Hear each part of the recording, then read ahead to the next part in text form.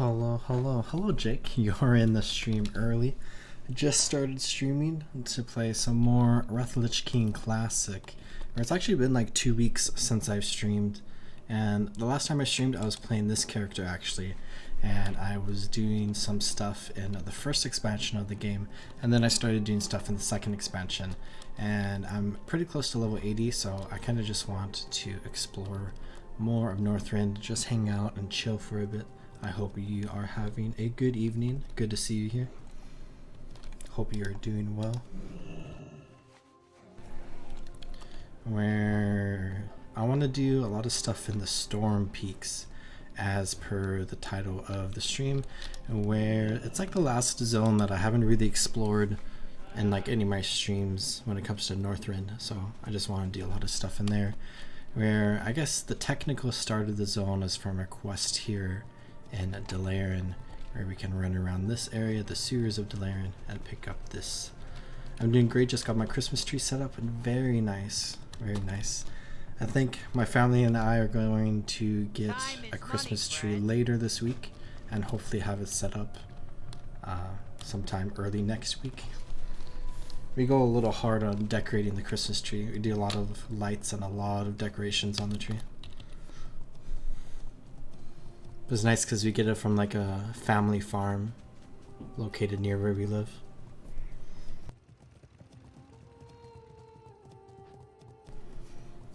It's always fun to go get it and then bring it in and decorate it. Gives such good vibes to the room.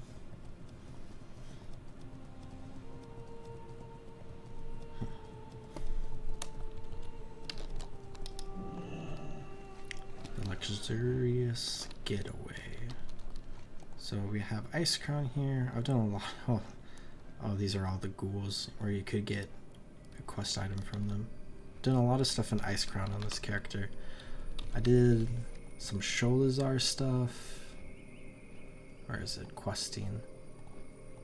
Boring Tundra, which I did in the last stream like 2 weeks ago. Didn't do any Howling Fjord. Did a lot of Dragonblight, Grizzly Hills, no Zuldrak.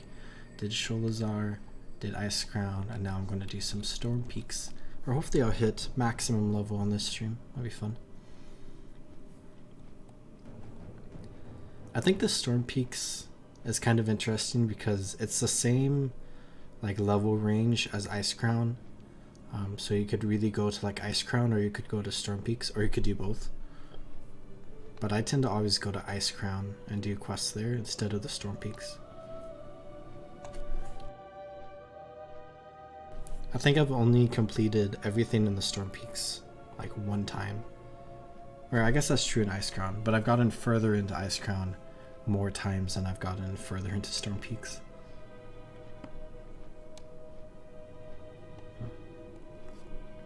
Same for me, I have a lot of special ornaments. However, this year I'm only able to put cheap ornaments on due to an unfortunate situation. I have to take care of 2 Great Dane puppies for a bit.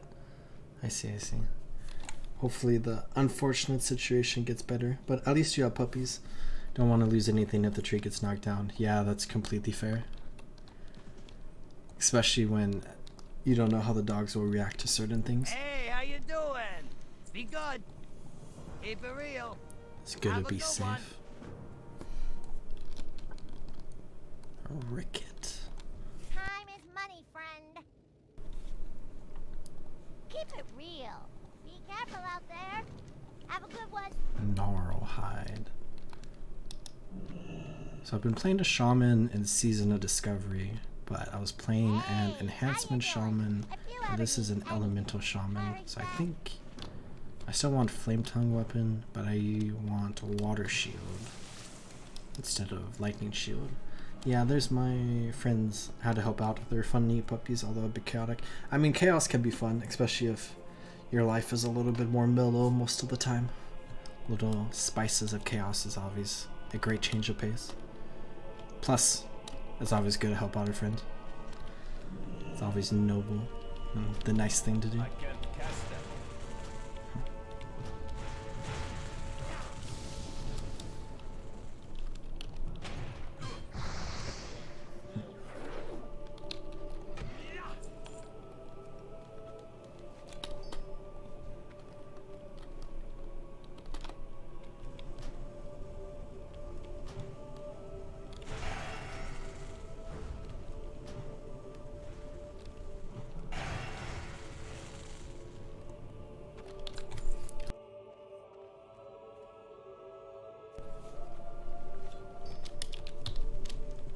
think all the quests only most, so, oh, this person's evading. Most of the quests are in this valley, and then we can kind of go up the storm peaks a little bit more, and then I think quests take us like further and further up the mountains. Where I think I mostly want to focus on this quest chain here that starts with the goblins that were kidnapped, but I'll go ahead and get through a few of these quests first.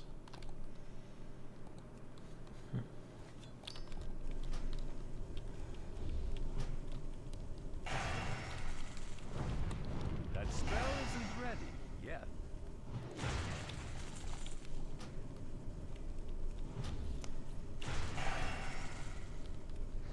That's still recharging.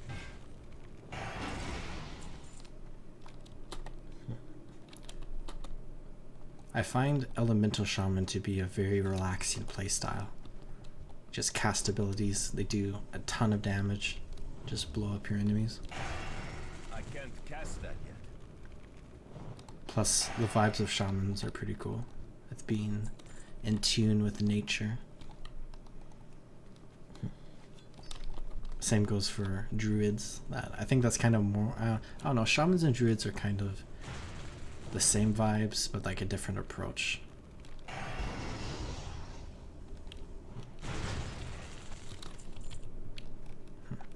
What's your favorite and least favorite playstyles? Ooh.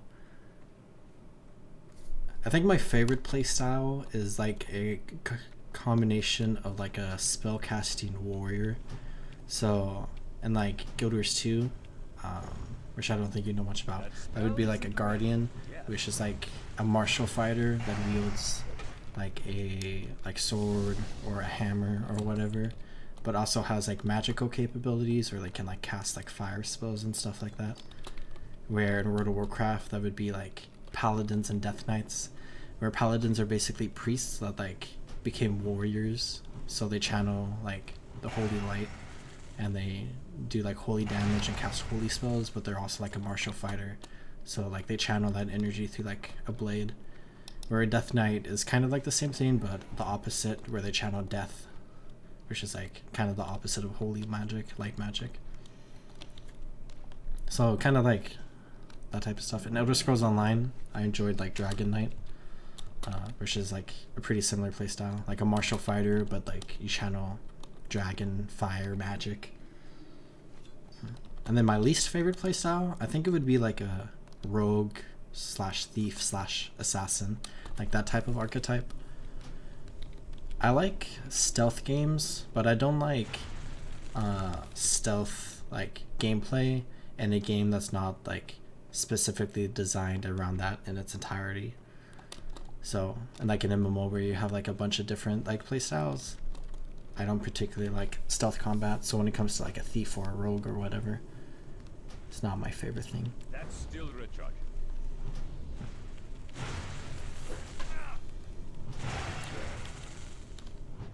I don't mind like the squishy and like fast-paced gameplay of like an assassin archetype in a game. I think it's mostly just kind of like the stealth mechanics. How about yourself? What's your least or most favorite and least favorite playstyle? There's so many bugged out scavengers. I think all three of these are bugged out.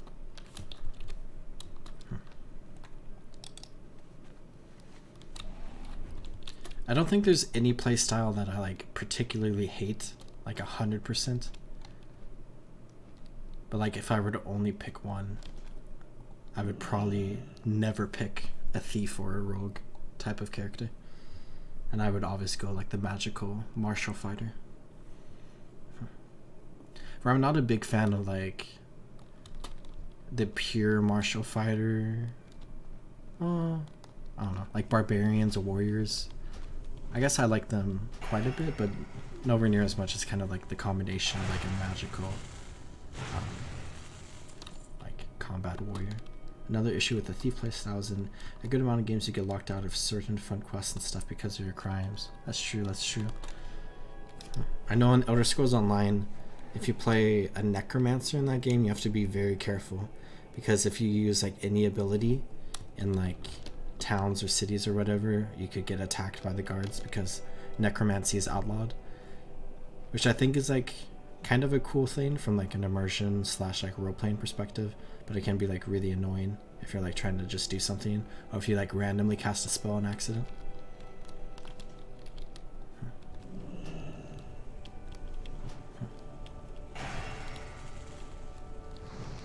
The spell isn't ready yet.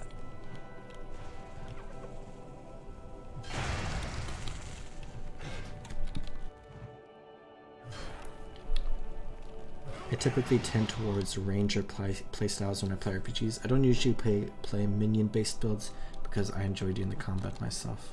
That's fair, that's fair. I don't often play minion stuff as well. Or like in a lot of games, kind of rangers or like hunters or whatever can use pets, which is cool, but not my favorite gameplay mechanic. Or in like Guild Wars 2, there's Minion Mancers, which I find really cool, but I only play them like every now and then. Or they're basically like necromancers that like spawn a ton of minions. I guess those are my least favorite builds. I do like to experience everything once, at least. So like if I'm playing a game for like a long time, and I'm like super into the game, I like try out every playstyle of the that's like available in the game, just to like, you know, try it out. Maybe not for like a long time, maybe for like, you know, 20 minutes or something, but just to experience it. But if it's a game that I'm like not super into, I'll only do like one playthrough on like one character and call it good. My first character always tends to be one of those like martial spellcasting warrior type of characters. A paladin, a death knight, a guardian, a dragon knight.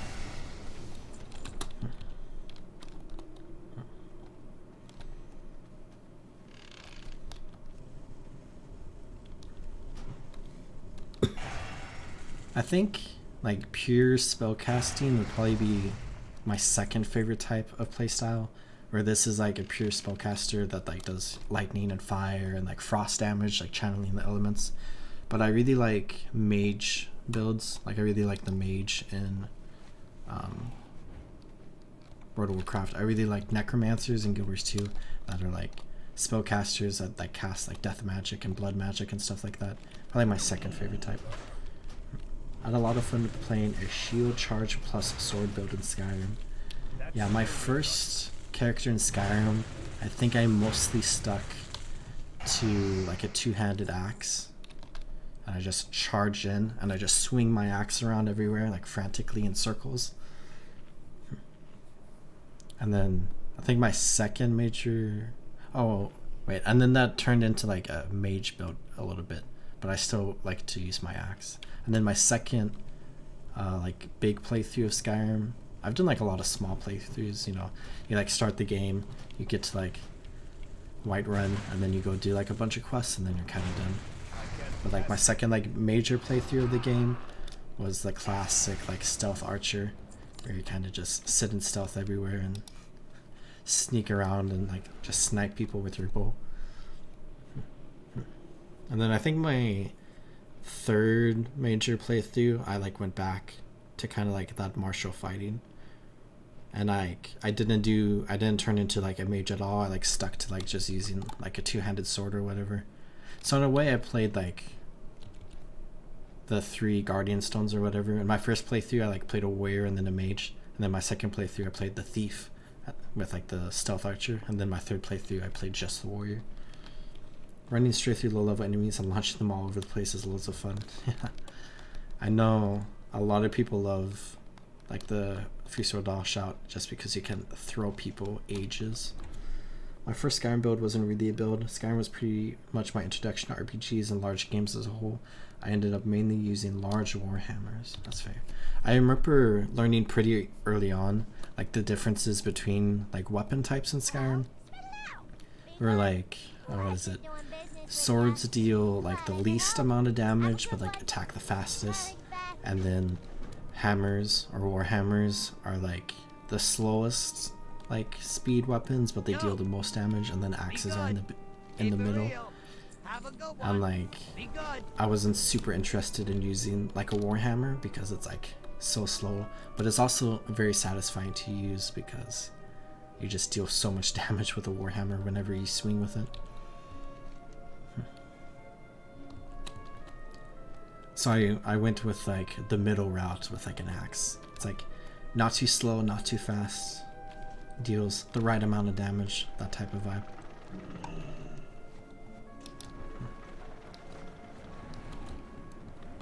I think that's kind of like a fun mechanic to have, which I don't think that really exists in World of Warcraft, even though it has like axes, swords, and hammers. But it's kind of cool that like each type of weapon has like a specific like use, or like, I don't know, flavor, I guess, where they have different speeds and deal different damage. What's your opinion on light armor in Skyrim? I pretty much only use heavy armor in builds. I feel like I don't have too much of an opinion. Looking back on it, I think I really only ever go heavy armor because there's like the skill or whatever talent trait thingy you can pick, attribute point, whatever it's called, where you can make heavy armor weigh like no weight at all. So it's like equivalent to like wearing light armor, but you have like the strength of like a heavy armor character. Like the speed of not wearing any armor at all. So I always went heavy armor because of that. Or I think like Daedric armor looks really cool. And I do think at the start of the game I kind of just, you know, pick up whatever's available.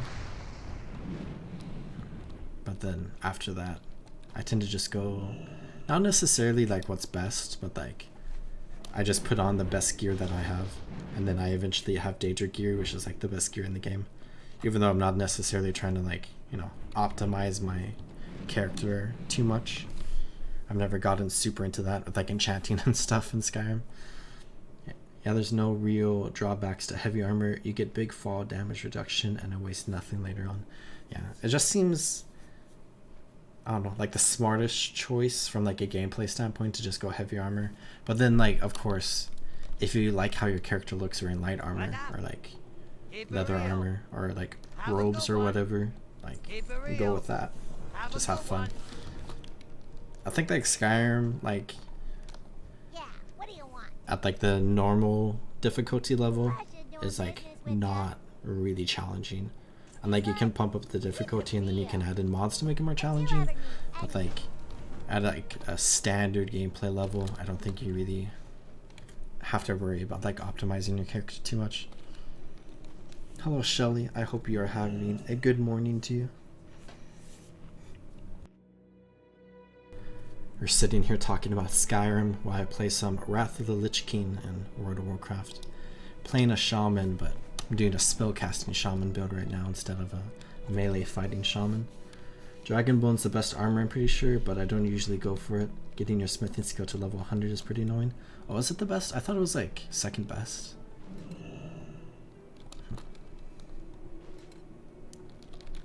I don't think I've ever leveled up my smithing to like, I mean, I'm sure I have at some point.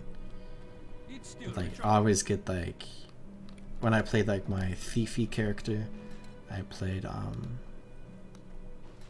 got like pickpocketing to 100 like a few times, got stealth to 100 a few times, stuff like that. I got my two-handed sword to like 100. I think you have to get like sneak to 100 on like every playthrough you go to, just for like the memes of like the sneak 100 meme.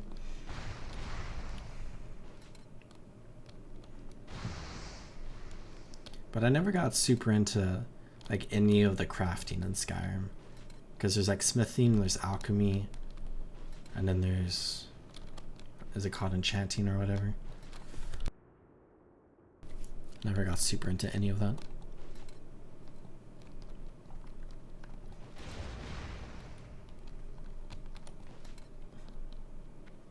I can't use that item yet. On my first playthrough, I did do a lot of like resource gathering or whatever from around the world, because I got super into like the hearthfire houses where you can like build your own house. but I never really got super into that after the first playthrough. Which I may one day let's play Skyrim, and if I do that, I may make a Hearthfire house. Do you know about the Atronach Forge in Skyrim? I think I've heard about it. It's like under Winterhold? Is that what I'm thinking of? I don't know too much about it though. I know like the Skyforge in Whiterun.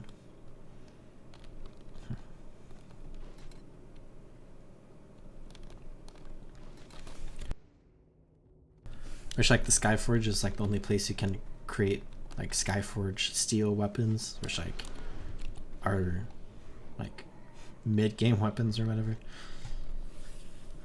I always just pick up weapons that I find around the world and then just use those. I'll do like the smithing quests like early on, like the one you can do in Riverwood and then the one you can do in Whiterun.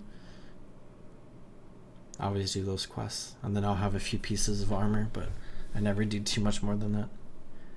It's insane. It allows you to get a full set of max enchanted Daedric armor at level 1 with about an hour or 2 work. I have no idea how that works, but if I play Skyrim again, I should probably look at that. Or when I play Skyrim again. Skyrim is an inevitability in life. Be careful out there.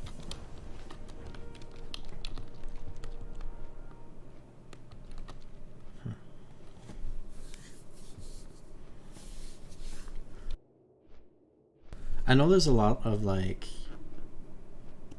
what's the word? Like not cheats, but like not exploits, but like I guess it would be like an exploit where there's like chests around the world that you can like reset to get like a lot of money. And I know a lot of people like doing that in Skyrim, but like I've never done that before. I know there's like some hidden chests that you can get to that like were specifically designed to just have like an obscene amount of money in for like people that like want to get it. It was like put in by like some developer or whatever, but I've never gone and gotten those before. Like there's one in Dawnstar or something that has like 100,000 gold in it. That spell isn't ready. There's a lot of secrets in Skyrim like that. Like hidden items that you can find that are kind of busted. And then just like hundreds upon thousands of different secrets that you can find. Which is one of the best parts about Skyrim. I feel like open world games as a whole, like I love exploring the world, and I feel like every time that I play through the world I always find something new. Like in my last Guild Wars 2 Let's Play episode, I found like a small little cave and like a map released in 2012 that I have zero memory of going to. There's tons of tutorials. Basically you get your conjuration skill to 100, complete a quest for the College of Winterhold, I'm assuming that's like the intro quest, dominate a demon, and then gather specific materials that will be turned into armor. That's interesting. That also sounds cool.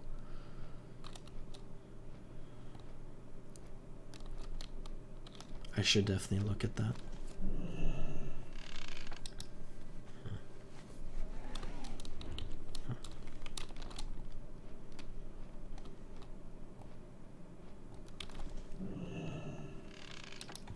Now I want to play through Skyrim again.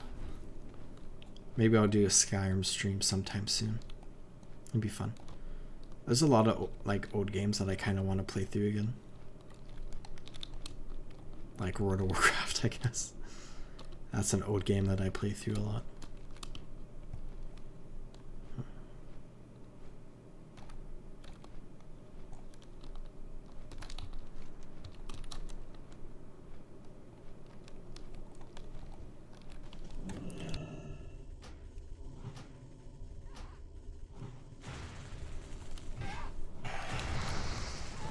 I can't cast that yet.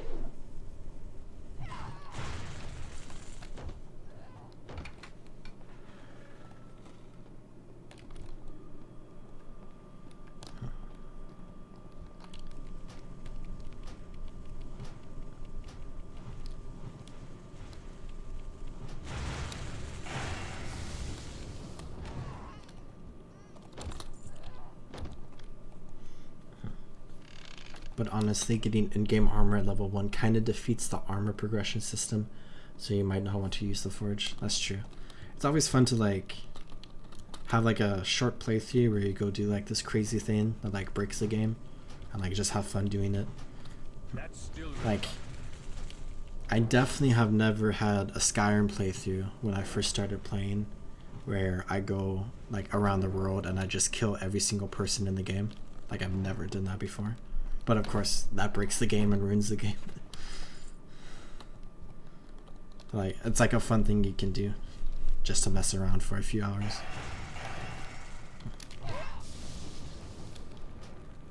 So it'd be fun to go get the armor and then just run around all the level 1 dungeons since they're level 1 and just annihilate people because they're so geared. It's pretty fun the first time using it though. Yeah. Especially, yeah, first time using it, especially if you've never done it before. It's like a fun experience to live through. I can't cast that yet.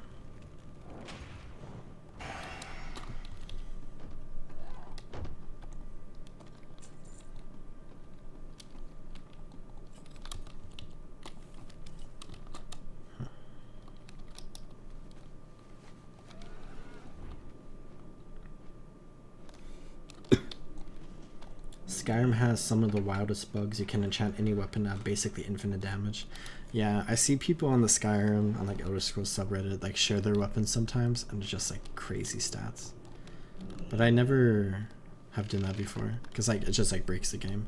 But then, you know, in like Minecraft it's fun to like enchant a stick to like have like 20,000 knockback or whatever, and you can just send mobs flying. So it's like fun to mess around with like every now and then. Yeah, Skyrim's very well known for its bugs. But I always like download the unofficial Skyrim bug patch and the unofficial like Dawnguard and Dragonborn like bug fixing patch off of the Nexus, which fixes like thousands of bugs in the game, but takes away a little bit of its charm, I suppose. That's still recharging.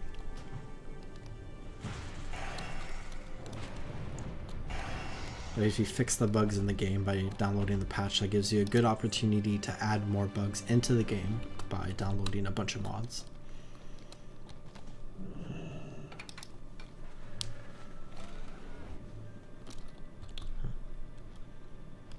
I'm really excited to see like Elder Scrolls 6 and like how the game evolves, because like Oblivion is like very, very different than Morrowind, and then Skyrim is like very different than Oblivion. So it'll just be interesting, like with new technology and new capabilities, what Skyrim as like a game would be like. Like the GTA 6 trailer released early today because it got leaked or whatever, so they just released it. And the game, from like a basic point of view that we can see from the trailer and from like a gameplay perspective, it looks like revolutionary in comparison to like GTA 5, which like I've never played, so I guess I don't know too much about it, but like from what I've seen and from what other people have said. And then like that's the same with like GTA 5 in comparison to GTA 4. But like these big games that 15 years later with like, you know, the new hardware and technology that hasn't existed when the previous game released. So if you want to try that out, maybe don't use it. Oh, the unofficial patch makes the H-Knock Forge strategy much harder. So if you want to try that out, maybe don't use that. I see. Maybe when I set up, because I haven't set up any Skyrim stuff on this computer, because I got this computer like almost 2 years ago, and then my last Skyrim playthrough was like 3 years ago. I'm trying to find, oh wait, it's under me, it's not up here. I have to go turn these in. So maybe I'll like download Skyrim and I'll go try a bunch of like broken stuff out, and then I'll set it up for like a playthrough. Or like I mod my Skyrim a tiny bit just to like fix some bugs. I like adding in like the extra like noises that they add to the, like there's like the one big mod that like adds like 1,000 different noises around the world to like enhance your immersion or whatever. Like hawks screeching when you're in the rift, stuff like that. I saw the GTA 6 trailer too. Looks insanely detailed. Insanely detailed. I've never played a GTA game before, but I might try it out. I think my fiance would love it if I played it and then made a lot of money so she could gamble it all away. Glad I could help. I'd really like to try the Skyrim Together mod sometime. Yeah, it's really cool. Like, that mod is really cool because, like, Skyrim is like a game that was not designed for multiplayer gameplay, yet it somehow works and is really cool. I know, like, the Morrowind, like, Together mod or whatever it's called, like the equivalent for Morrowind, is like really popular, where there's actually like kind of like a large subreddit, I think, or like some other community that exists for people to like play the mod together, which is fun. And I had like a couple friends that like played that game together using the mod a lot, which is fun.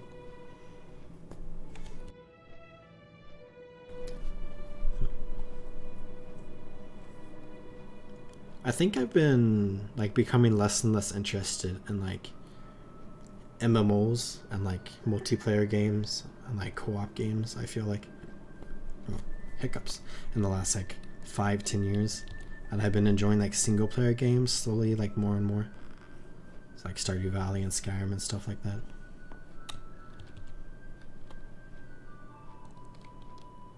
It's always fun to play a game with good people though. Clear the Cron.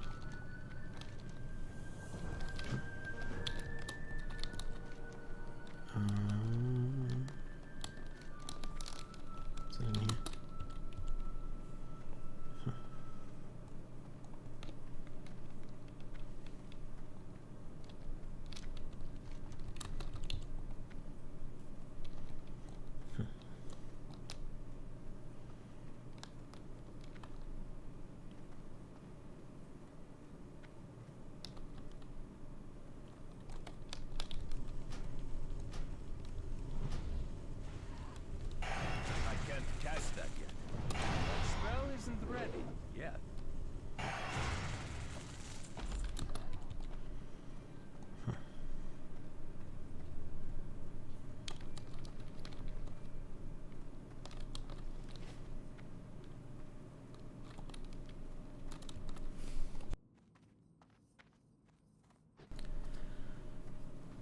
There's like a way to make private servers for World of Warcraft, and like I don't think Blizzard likes it when people talk about it, so I'm not sure if I don't think it matters at all though. But like I've always been interested in like making a private server of World of Warcraft, which would allow me to play like World of Warcraft like by myself or with like select people that like I invite to like the private server or whatever. And then it would also allow me to like change things, or I could like change numbers or whatever if I want like the game to change at all, which I don't know what I would even change about the game. I don't know what I like or dislike, but I've always thought like that would be cool, like sometime in the future if I'm ever done playing like World of Warcraft, I could like play that server a little bit, run it off like my computer, and just like experience World of Warcraft for a little bit, and then like just not play it without having to like spend an obscene amount of money every month to play the game. Making a multiplayer mod for a game designed for single player is an insane accomplishment. You have to rewrite so much of the game's code to add it in. I've seen the community of another game I play try so hard to create a multiplayer mod, but each attempt has eventually been abandoned. Yeah, it's always an insane accomplishment whenever like people do like a revolutionary mod like that.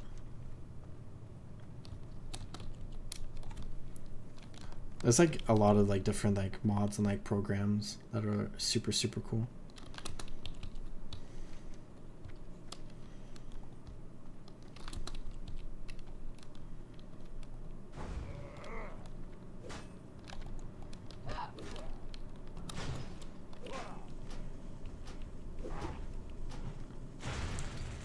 Like the whole Beyond Skyrim modding community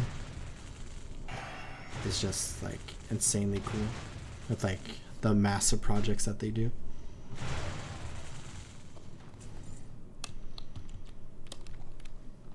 I'm out of range.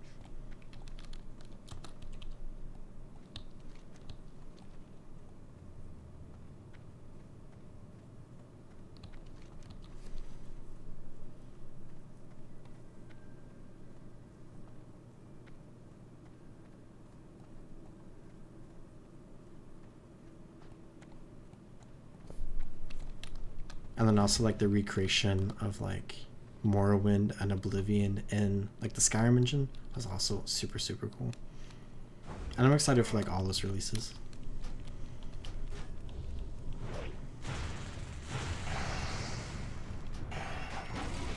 That's still recharging.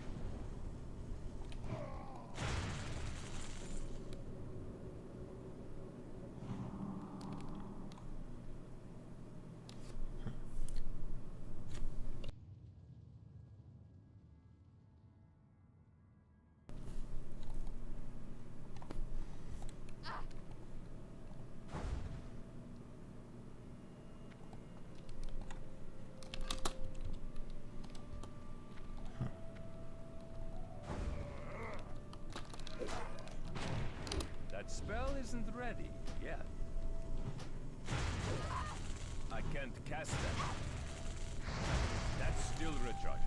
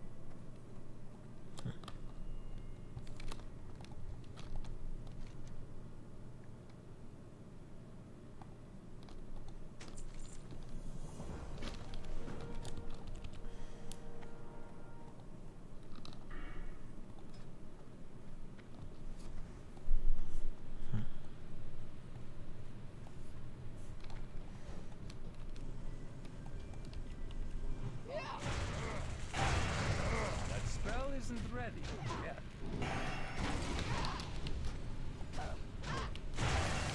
I need Oh, it is windy outside. Wow. Like a massive gust of wind just came in. Oh, and now pine cones are falling on the roof. That's fun. Too bad it's so dark outside. You can't see the trees moving in the wind.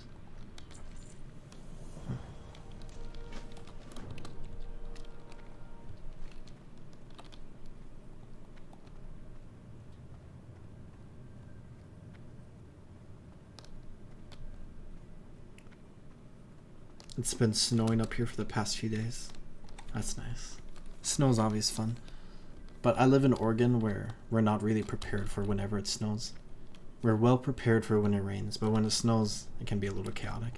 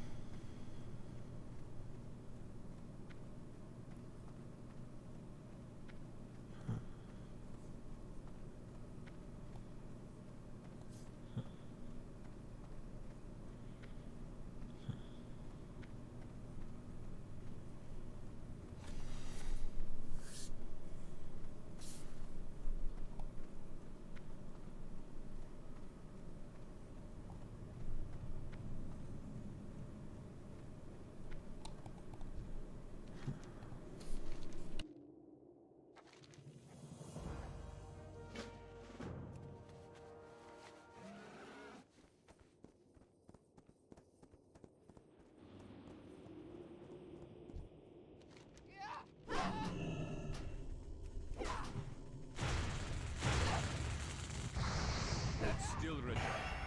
I can't cast that yet.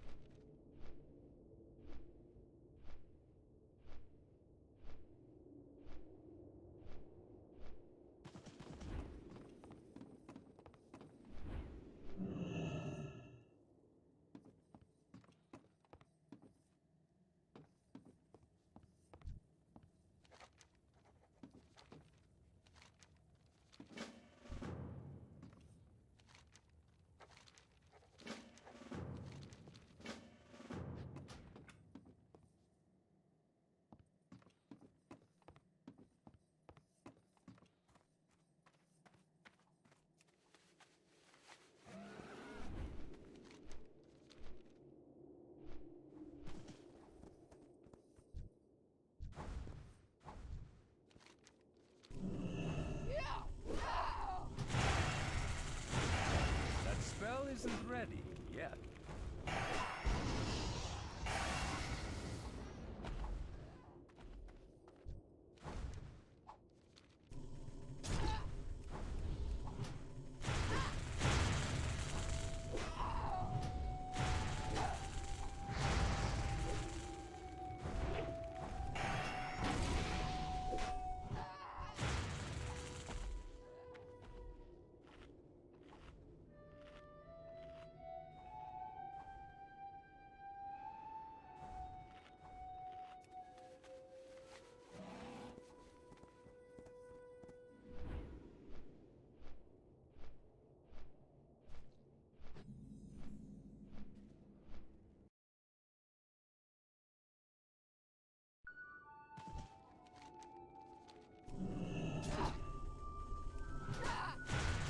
That's still recharged.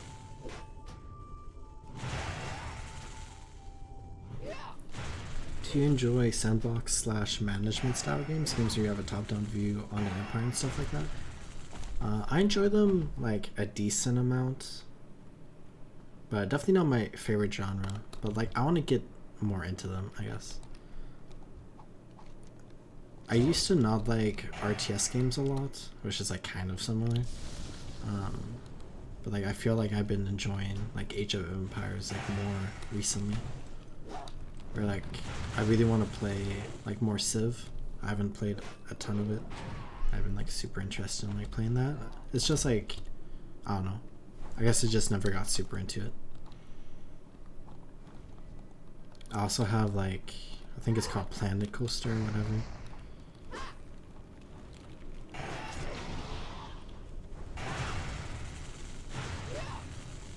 I know we talked a lot about City Skylines a few weeks ago. I love Civ 6, one of my favorite games of all time. The only Civ game I played is Civ 5, and I've only played it for like a few hours. It was fun. I just like never like got super into it, but like I definitely have the desire to play it a lot more. I can't cast that yet.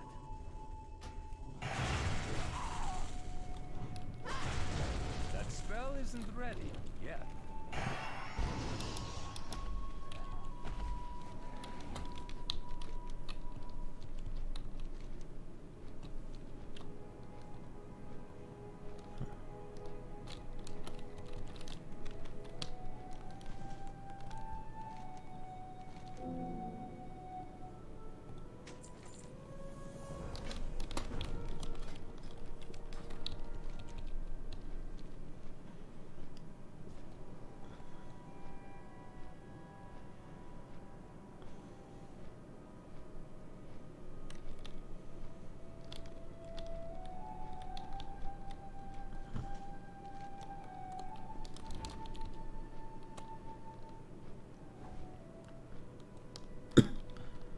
I've been playing a lot of a game called Kingdoms and Castles recently. It's really fun and showed your managing every aspect of a kingdom, from food and happiness to military. That's fun. Is it available on Steam or is it another platform? There's Viking invasions, dragons, and rival kingdoms. That's fun. Yeah, I have the desire to just play more games like that, but I don't know. It's on Steam. Let me write the game down and I'll check it out later.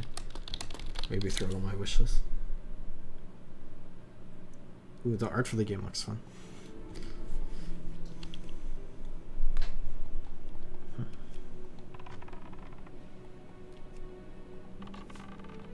That's still recharging. I can't cast that yet. That spell isn't ready yet. I feel like one day I'll probably like spend a lot of time playing games like that. Like I feel like I have phases where I get like super into like a specific genre and I just play like a bunch of games from that genre. Like first person shooter games, for example. Like sometimes I'll play like a bunch of them and then like I won't play them for like months or a year or so, and then I'll start playing a bunch of them again. I can't cast that yet. So maybe one day I'll have a phase where I play a bunch of those games. Like I feel like I'm in an MMO phase right now. Where I've been playing a bunch of MMO games.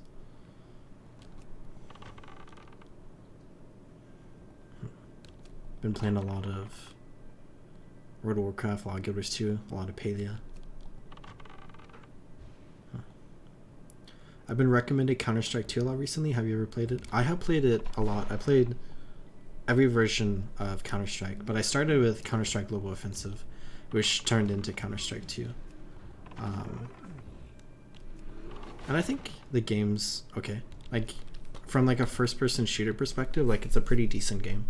But like, I think I've become a lot less interested in like multiplayer games just because like I don't enjoy toxicity and like sexism and like homophobia and like racism and like all that stuff, which like I feel like is very prevalent in like multiplayer games in general because of like gaming culture. But I feel like Counter-Strike 2, like the Counter-Strike 2 community is like one of the worst, I suppose, when it comes to that sort of stuff. So it's kind of like disappointing for me. But from like a very casual perspective of just like hopping into a game and just like messing around and like just ignore other people, it can be pretty fun. I enjoy the gameplay of it, not the community. That's my consensus. It is free to play on Steam, but there's like a trust factor thing where like free to play accounts like don't have like a trust factor or whatever, so they get put with like everyone who also doesn't have a trust factor, which I believe like that type of community is like has like the opportunity to have like a lot more cheaters in it and to like also have a lot more unruly individuals, I suppose, where like if you pay like $20 or whatever, you like get that trust factor. So I think like the quality of games is like a little bit better. So like that's not me saying you should buy the game to like enjoy it, but like if you might have a little bit of a different experience playing the game. Wow, this is really bugged out. You might have a bit of a different experience playing the game if you like pay $20 or not. I play League of Legends and yeah, it got wild. Sometimes the community can make or break a game. Yeah, that's why earlier I was saying I'm just like not super interested in like online communities that much, and I've been like enjoying single player games. Like I really like World of Warcraft Classic from like a gameplay perspective, or maybe not necessarily a gameplay perspective, but just from a I enjoy the like the world and like the stories I guess going on kind of, and it's also a game that I played since I was a little kid. But the community aspect of like World of Warcraft Classic is not enjoyable at all.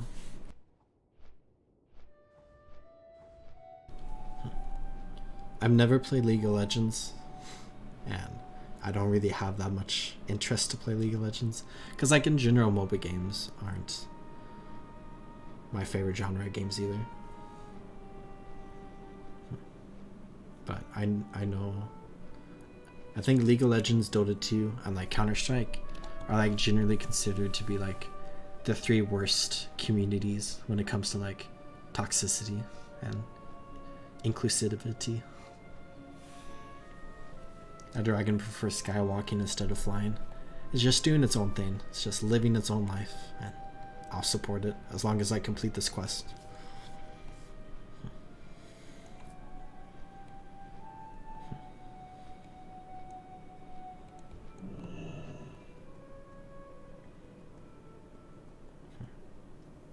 It's just another bug that adds flavor to the game.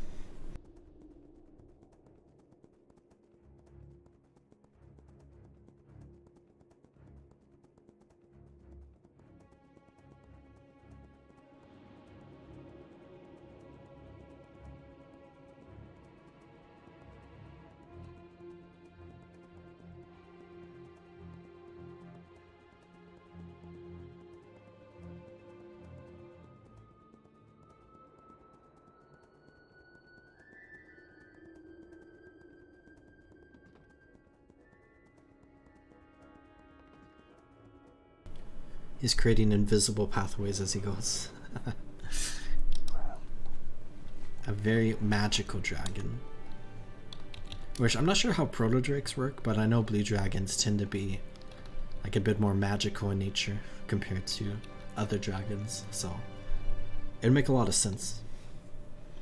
Proto drakes are like a more primal version of dragons.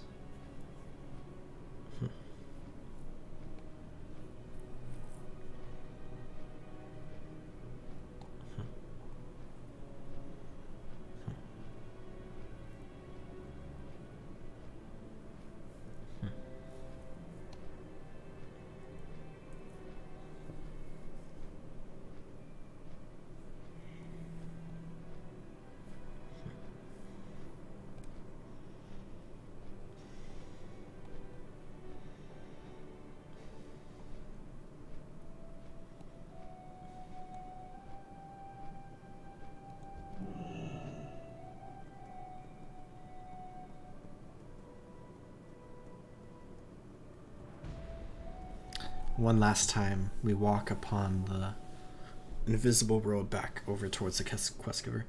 What about Team Fortress 2? I've heard a lot of good things about the game. The community seems to be more chill. Yeah, I think the community is much more chill. Team Fortress 2 has like a special place in my heart. Because like, while World of Warcraft is like the first ever game that I ever played,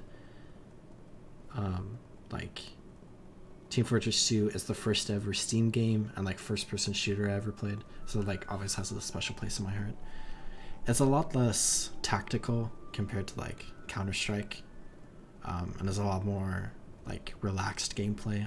I think like you got, you know, someone wielding like a flamethrower, and then like you have the opportunity for someone to use like a sword and shield basically.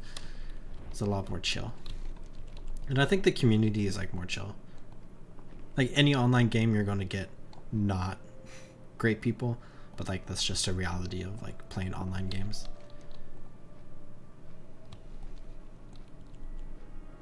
Oh.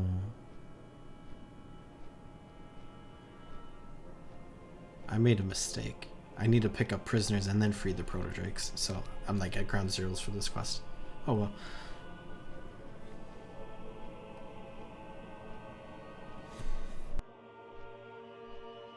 I'll do it all again. I wasn't paying attention.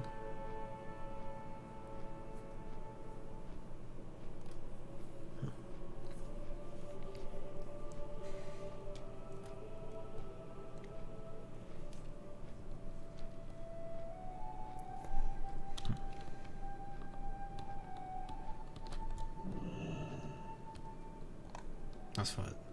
Oh yeah, ice shard. That's what that's for.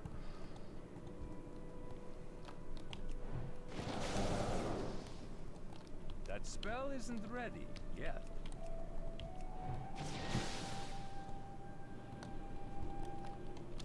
I can't cast that yet.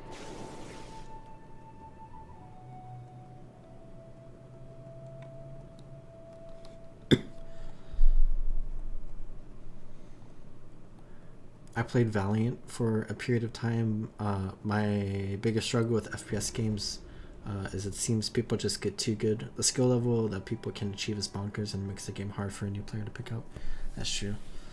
That's when it really requires like really good matchmaking for people to have an enjoyable experience. Where it's always difficult when like new players come in, or like you have to trust the algorithm a little bit to finally like sort you out and like figure out like what type of lobbies you should be in, because like they have no idea what type of player you are when you first pick up the game.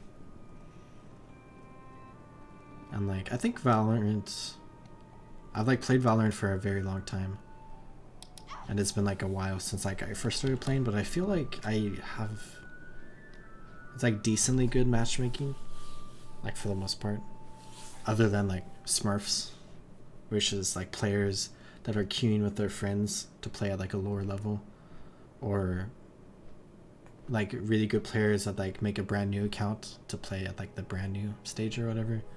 So that can be really frustrating. But Valorant and Counter-Strike are pretty similar. They're like not like exactly similar, of course, but like they're pretty similar games. So if you like or disliked your time playing Valorant, it would probably be a pretty similar experience to Counter-Strike, but maybe different enough for you to enjoy it more or less. I played against a ton of Smurfs when I played Valorant, yeah. I think smurfing is a big issue with like multiplayer games in general. And like it can be hard in like some circumstances, because like sometimes you just want to play with your friends, and like unfortunately that means like it might ruin games for like other people. If you're playing like ranked in your smurfing, I feel like you like just shouldn't play with your friends. But like if you're playing casual and you're smurfing, I think that's like fine, because like, you know, you just want to play with your friends, but it can definitely ruin the game for like other people.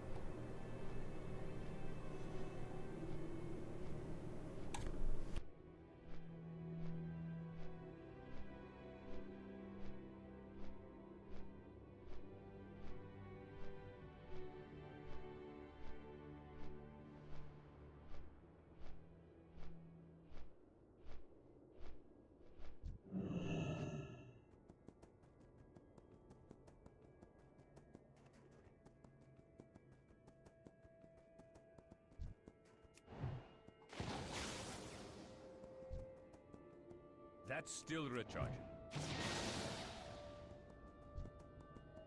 I can't cast that yet.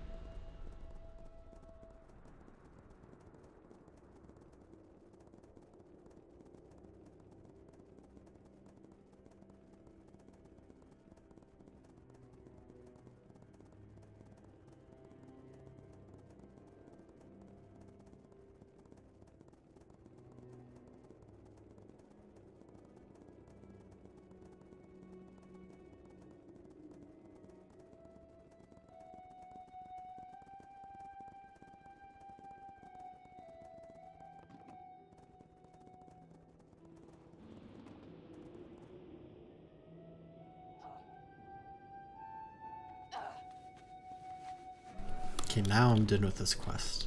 So I can go turn this in. I freed all the prisoners that I needed to free, which I forgot to do when I freed the proto-drakes. But I'm done with that.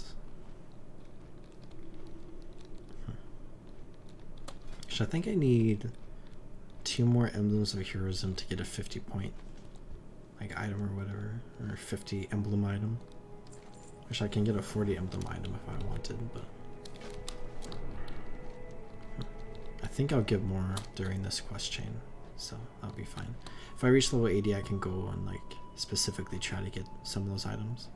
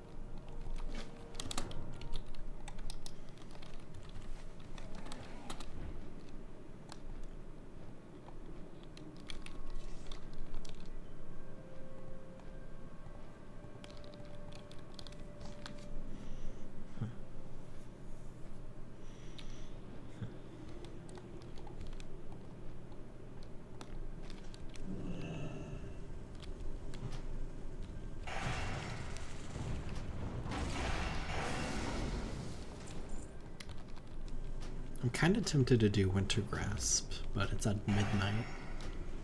I'll see if I reach level 80 before midnight. Maybe I'll go do it then.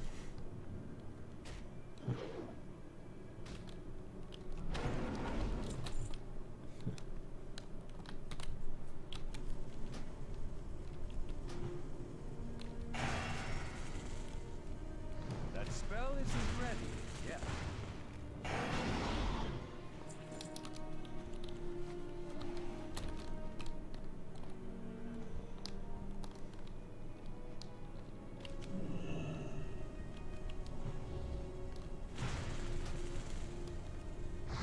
That's still retarded.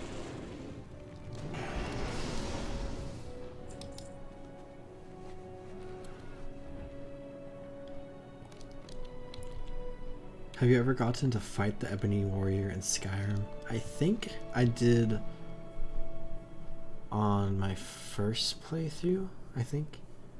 But maybe only then. I definitely haven't done it recently. Like you have to be like level 80, correct? Which is like insane. And I feel like I didn't get to level 80 like way back in the day. So maybe I didn't. But I feel like I have the memory of fighting him, so maybe I did. I'm not sure. It's up in the air. That's what I'm saying. I remember seeing the fight on like YouTube and whatnot, and I remember seeing the one clip where somebody like was fighting him and then like froze time and dashed forward, or what was it? He like froze time, cast like a massive fireball, dashed forward, pickpocketed all of his armor off of him, and then time unfroze and he got hit by like a giant fireball or whatever. And that was like really impressive to see.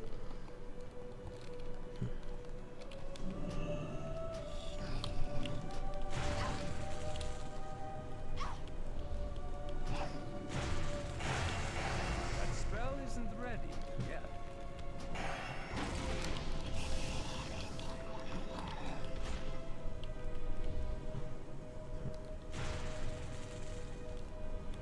I can't cast that yet. That's still retarded.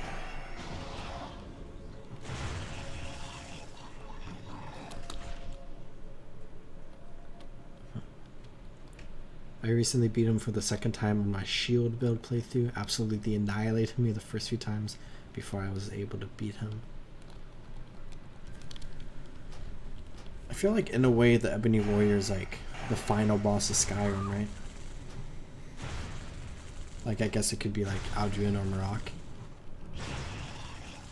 Is his name Marok? I feel like it is. But anyways, it's the Ebony Warrior. Because like you can beat like the game in the like 2 DLCs before you reach like level 20. So then you have to like get all the way to level 80.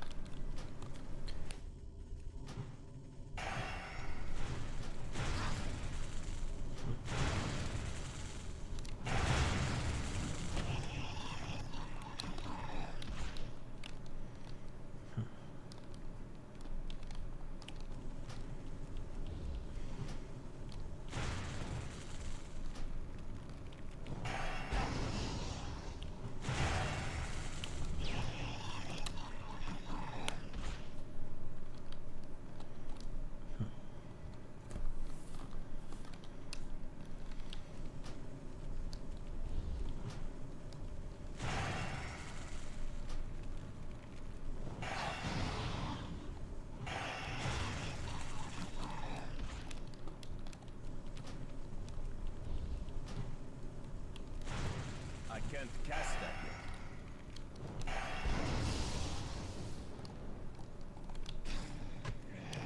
That spell isn't ready.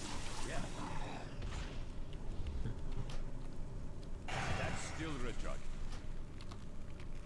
That spell isn't ready. One time he got me pretty low, so I ran away from him to try and heal.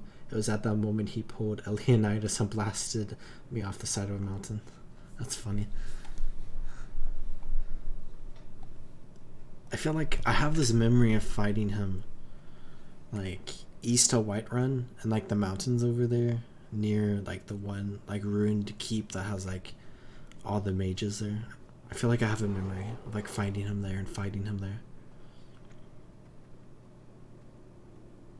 And I feel like I just killed him.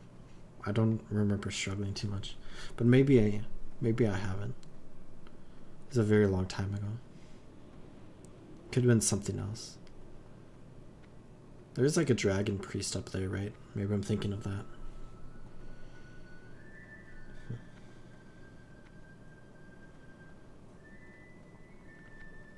Because like I wanted to collect all the dragon priest like helmets or whatever, because I downloaded a mod that was like that added a house like near Whiterun, and it had like a trophy room where you could collect like a bunch of different items and put on display. So it was fun going around and getting all those items. You had to get like the bugs in the jar, all the dragon priest masks, all of the like Daedric weapons, stuff like that.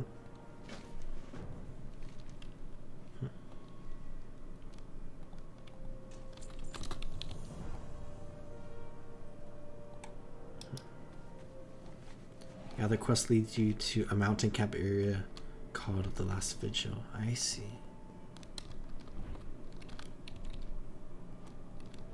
How do you get the quests? Like you have to be, what, level 80 to get it? Do you get a letter or whatever?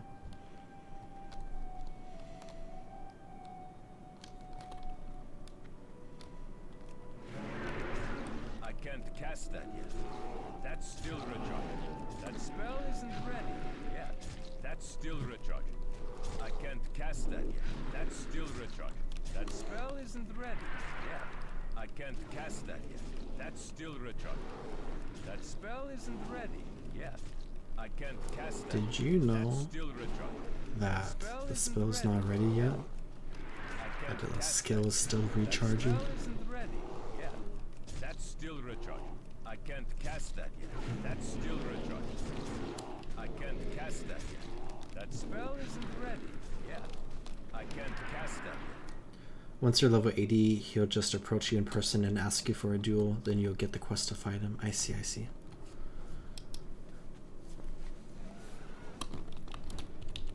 If I ever do a Skyrim Let's Play, I feel like that would be the final episode. Like one of the final moments of the entire series.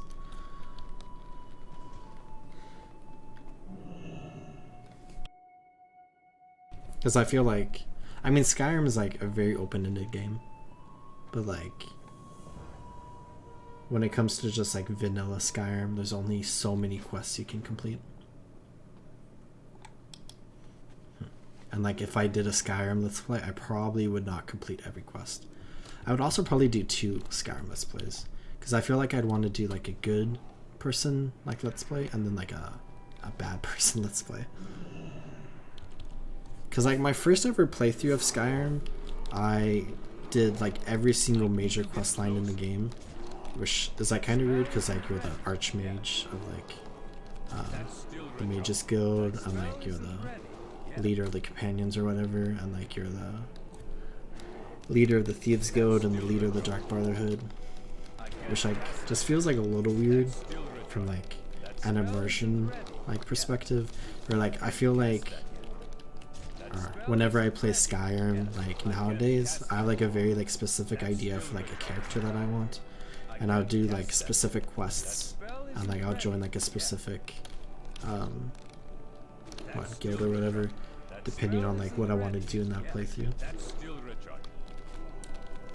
Where like I view the Dark Brotherhood and like the Thieves Guild as being like guilds that are like less than good, less than noble or whatever. So if I'm like wanting to have like a quote unquote like good person playthrough, like I wouldn't join those guilds. That's still recharged. I can't cast that yet. That's still recharged. I can't cast that yet. That spell isn't ready. My first playthrough of the game, I just ended up completing all the main quests in a row, ended up fighting Alduin at level 12, ran into a lot of issues doing that. I think that's what I did in like one of my like later playthroughs, is I just like beat the whole game and like struggled against Alduin a little, and then I went and did like what is it, Dawnguard, and then I went and did Dragonborn. I just did like all 3 of the main quests in like a row right after each other. That spell isn't ready yet. I can't cast that yet. It's too far away.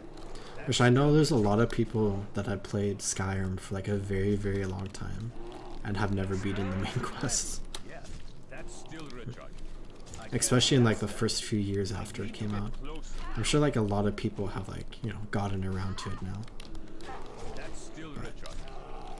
I'm confident there's still people that have been playing since like 2011 and still haven't beaten the main quest.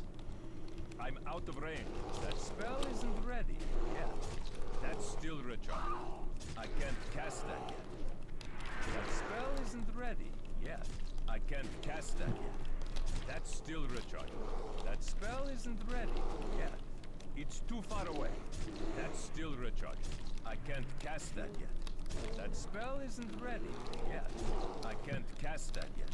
That's still recharged. That spell isn't ready yet. That's still recharged. That spell isn't ready yet. I'm out of range. I can't cast that yet. Okay, done with that quest.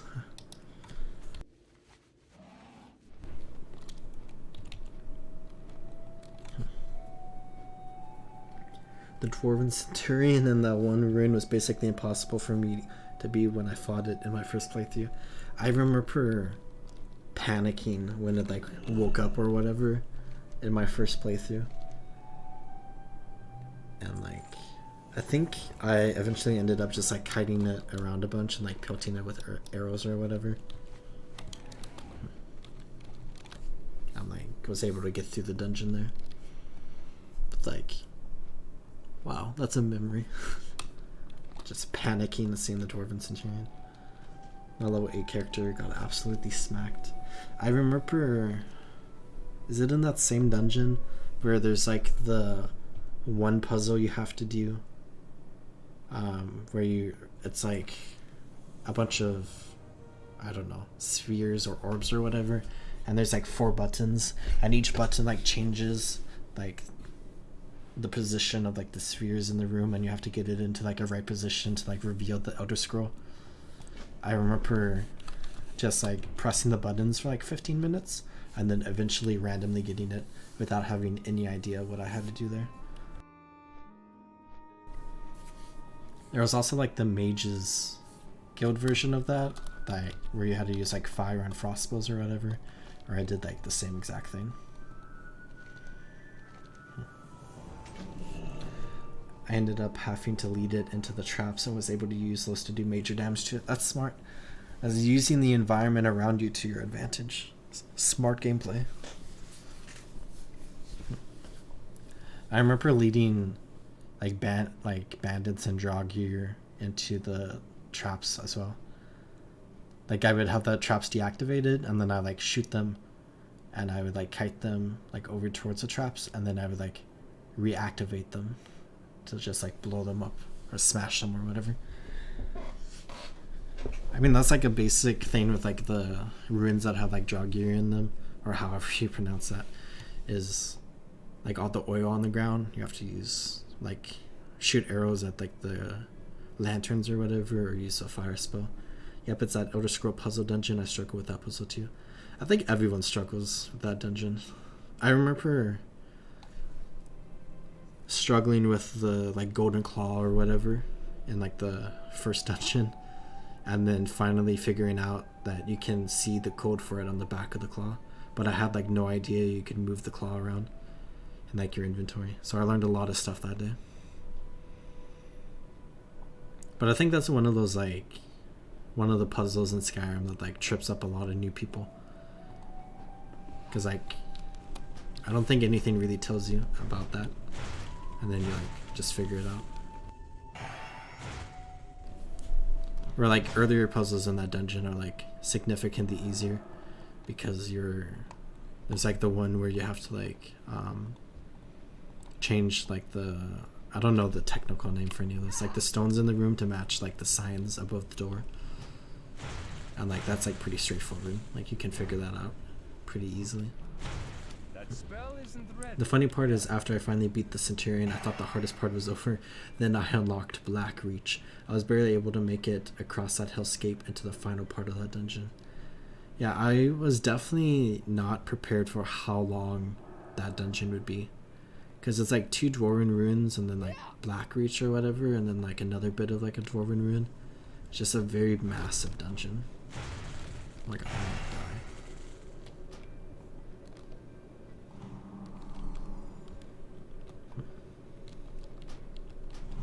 But it feels very nice to like get through it. It's like very I rewarding. can't cast that yet.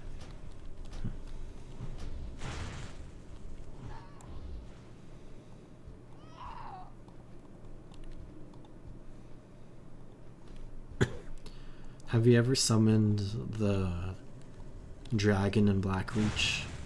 I think I've done this. Where you have to like cast whatever spell into like the giant orb that's like the sun in the center of Black Reach. And then like when you do that it spawns like a dragon you can kill. It's a cool Easter egg, I guess. That's still recharging. I need to target something first. Yeah, the golden claw tripped me up for a bit too. I had kind of given up and I was just looking at the claw when I finally realized.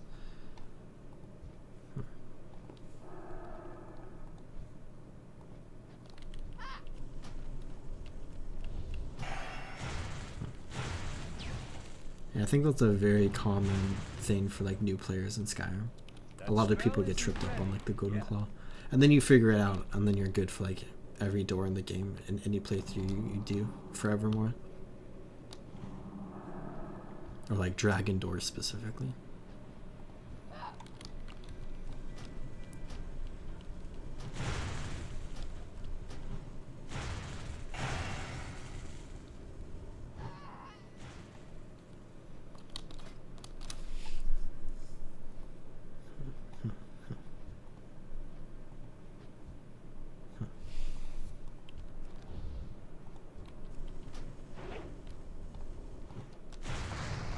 Cast that yet. That's still recharging.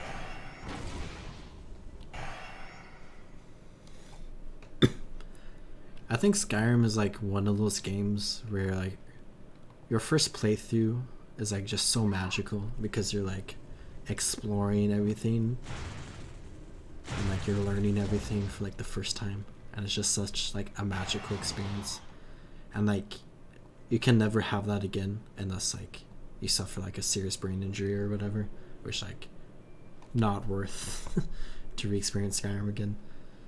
But then like even in like further playthroughs it's still such like a magical experience because like on one hand there's still like a lot of stuff that like you can discover in like your second, third, forevermore playthrough that like you didn't see in your first playthrough or whatever. And then there's like the world is just like, and gameplay and like how everything comes together is just like very special as well.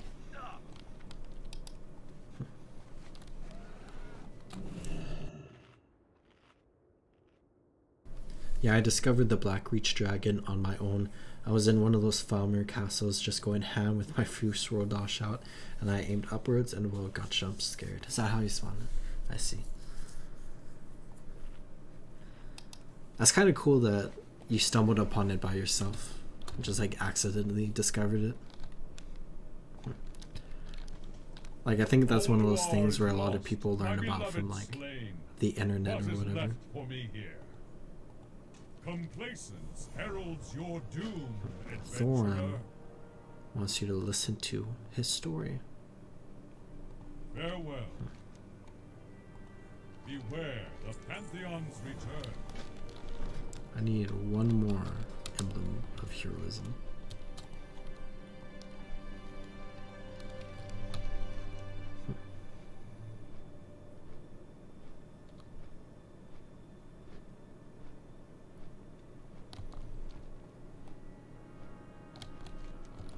Mended Fences, Fjorn, and then Stormforge Iron Giants. Okay, I'll head up here. Hopefully I'll get one more from this quest chain soon. I did not win the fight first try. It's a high level dragon, and I think I was like level 20 when I accidentally summoned it. I see. What difficulty level do you play Skyrim on? Do you play on like the hardest difficulty? Because like whenever I go into a game, I tend to play the game for like the first time, and like most of the time I tend to play the game on like normal difficulty levels. And then when I'm in a mood for like a challenge, like hardcore Minecraft or whatever, I'll like pump up the difficulty. But like I also don't find like the easiest difficulty level to be like enjoyable or like super enjoyable, because like the game's like too easy. I like the game to be like pretty chill, but like still challenging, but not like overly challenging, like most of the time at least. Like sometimes I like being super challenged, so I just pump up the difficulty.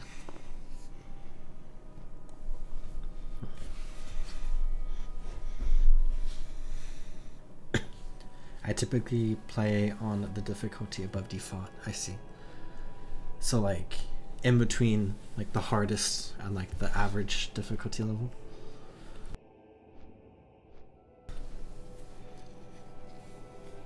I think that's how people recommend you play Halo, because there's like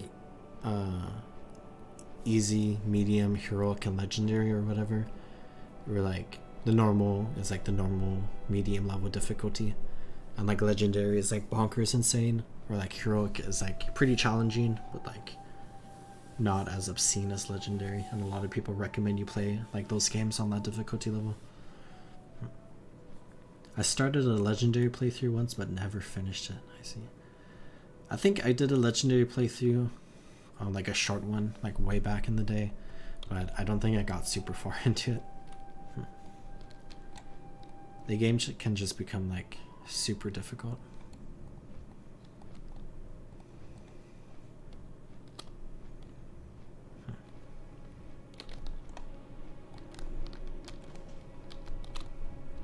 Where did I get boulders? Oh, here's one.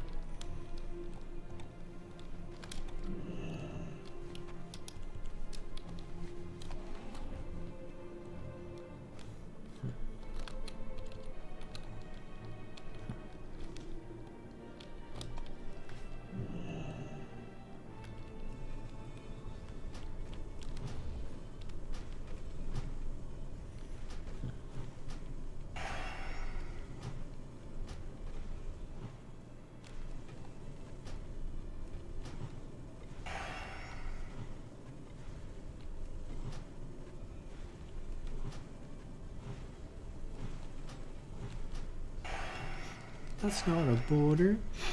It's a rock. A sponge. It's one of my favorite episodes of SpongeBob.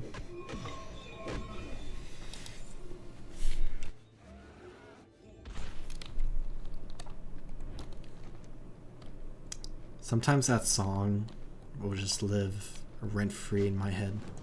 and I'll just like be screaming it in my head. And sometimes in real life, but mostly in my head. I'm really happy this person decided to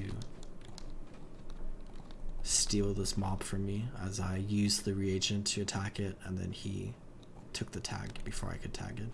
Thank you so much.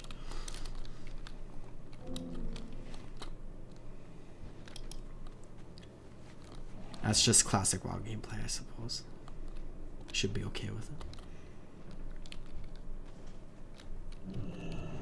And tag early this time.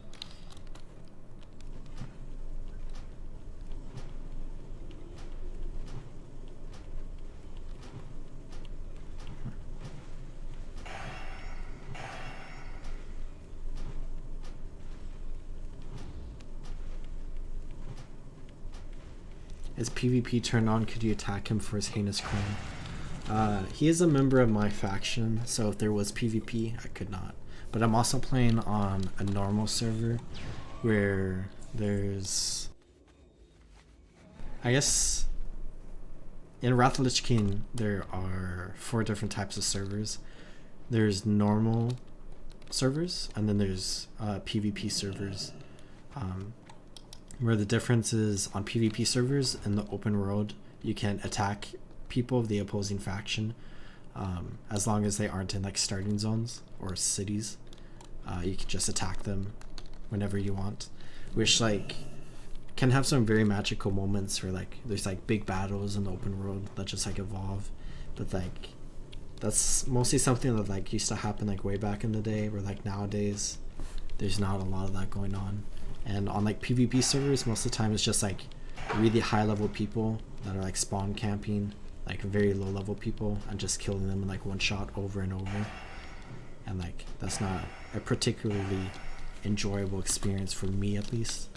So I tend to play on normal servers where there's not PvP enabled in the open world. And then there are role-playing servers for like both of those. So there's like normal role-playing servers, and then there's like role-playing PvP servers as well. Where like the idea of role-playing is like your name is like more moderated, I suppose. So you can't have like a ridiculous name on your character or whatever. You have to have like a more immersive name. And then the idea is for like communities to form to like where people can like role play, I guess, where there's like a lot of role playing languages, but also to just like be more immersed in the world, I suppose. So it could range from like, you know, talking in a more fancy way, I guess, a more, you know, role playing immersive way, or you could do like full on role playing where you're like pretending to be like a specific character or whatever. I've always wanted to play a game with massive multiplayer battles. Tactics-based battles with real players has always been an intriguing idea for me. I think World of Warcraft has some game modes, which if you're still awake in like 45 hours, I might do one of those. That like it's pretty fun, but I feel like the community in general, and like any game that has both like PvE and PvP in it, a lot of people will look at like the PvP aspects of the game from a way to like optimize like their ability to get rewards and stuff in like the PvE side of the game. So like a lot of people don't really care too much about like fighting other people and like different battlegrounds in this game. They only care about like getting through the battleground as fast as possible so they can get like as much currency and like as much experience as possible, which is like unfortunate. What do you mean my name can't be Butthole Destroyer Rose? I just know someone would end up saying something like that. Yeah, I don't think that name would fly on a role-playing server in this game, but maybe it would. There's been a huge controversy / scandal this week because a new version of World of Warcraft released. That's like the vanilla version of the game, but with changes and stuff. That's a very like quick summary of the game. but like there's a lot of people super excited about like that, and there's like a lot of hype on like the internet and like streaming and whatnot when it comes to that. But there was a single role-playing PvP server that was available, and that ended up becoming the quote-unquote streamer server. So like all the popular streamers like decided they were going to play on that server, and then whatever server that ends up being, if it's like a role-playing server, like a normal server, whatever, a ton of people will flock to that server just for a chance to like be right next to like their favorite streamer or whatever, which like a lot of people have a lot of different ideas about. But a lot of the time that kind of like can develop a community of people who don't take the game like super seriously, or like their name super seriously, and are like rude to others and like don't want to roleplay at all or whatever. They only care about like being on the same servers as streamers or whatever. So a lot of people were frustrated that like the streamers decided they were going to play on that server. So they ended up adding another role-playing PvP server. I forgot what sparked that idea, but there's a recent scandal in the World of Warcraft community. A lot of people are mad at streamers, or like a specific group of streamers that like pull in hundreds of thousands of views when they play World of Warcraft, like combined. I think one of them actually pulls in like 100,000 viewers, or like pretty close on like major releases. And people always want to play with him.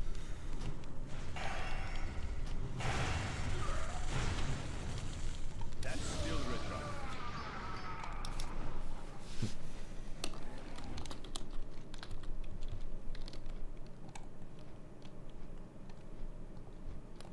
But I think role-playing servers in general are like pretty fun, just because of like, it seems to be a more chill community of people that like on average want to take the game with like a little bit of a slower pace and kind of just like smell the roses and like, you know, tell tales of their adventures in taverns around the world and stuff like that, which I think is fun.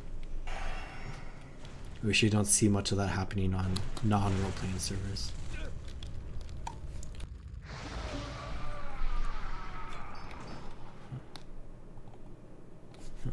And I think a lot of the time, like, role-playing servers can have like a very strong community because of that.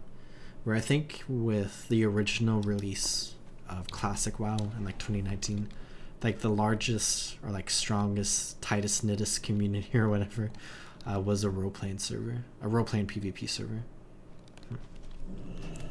Speaking of role-playing, have you ever played D&D? I have not, but I have the desire to play D&D. I have a lot of thoughts. Where like, I really want to play D&D because I love like RPG and like board game type of stuff, and I love watching like D&D stuff like Critical Role and whatnot. But I used to roleplay in like World of Warcraft and like just World of Warcraft, I think, like way back in the day. But like I'm not super into that aspect anymore. Where like I don't think I would enjoy playing like D&D from like a role-playing perspective. But maybe if it was like a small group of like very close friends, I would be able to like get into it if I was like drinking a little bit, I guess. So I think that would be fun. But I think like the aspect of D&D that I would like really enjoy is kind of just like the role-playing, or not the like RPG, like gameplay aspect of it, or like, you know, rolling dice and stuff. But the aspect of D&D that's like most intriguing to me, which like is like being a dungeon master, because I really enjoy world building, and like I would love to create like a world where I have like my friends play through it and like overcome challenges that I come up with, and like play through stories that I come up with, and like I think I could get into that, but probably only with like a small group of friends that like I'm close to. I love to play D&D, but it's difficult to get together a group of friends who are all interested. Definitely. I feel like there will be a point in my life where like my fiance and I will have like maybe a couple of couples friends that we would like be close with, and then maybe like the 6 of us could have like a D&D campaign or whatever. Because like we have like quite a bit of friends, but like we're early to like middle 20-year-olds, so like I don't know if this is pompous, but I think like my fiance and I are like a little further in life, where a lot of our friends are still, you know, out doing stuff with their lives, I guess. Going out more often than us. So I think it's a time thing for us.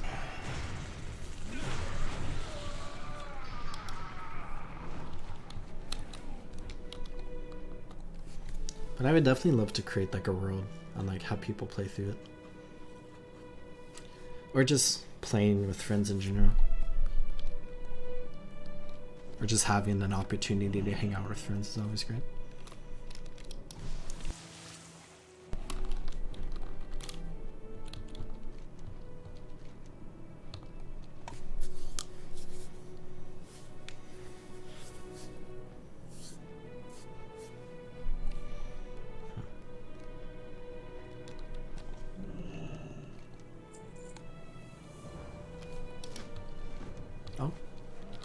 I think this is the last Emblems of Heroism I'll need to get to 50.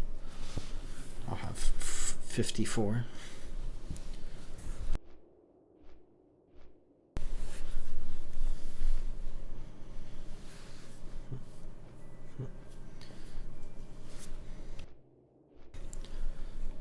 But I think like tabletop games and like board games in general are just like really fun.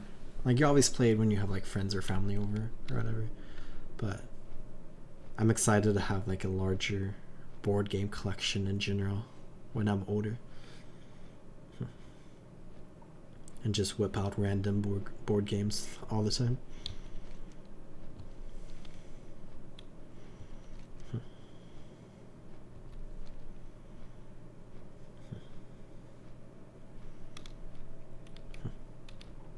I could also do world building stuff. That could be a fun series on my channel. Just build a world.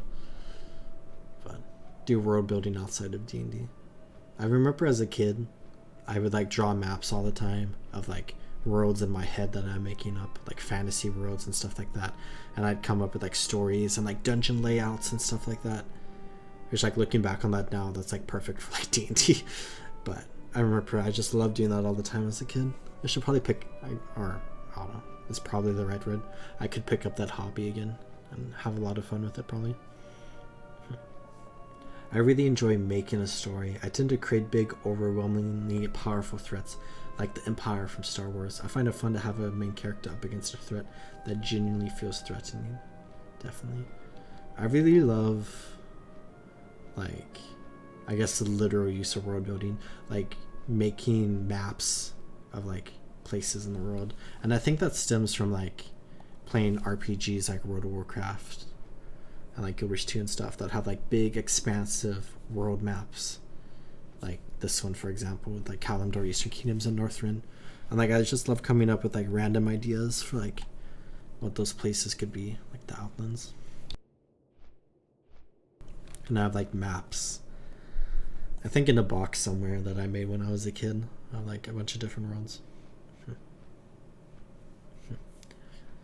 I remember I journal a little bit, and like I made a map of like kind of like everything I did in like one summer, like a year or two ago.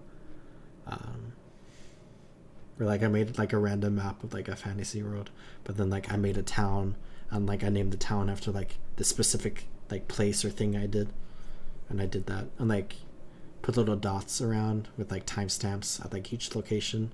And it was like kind of cool to look back on.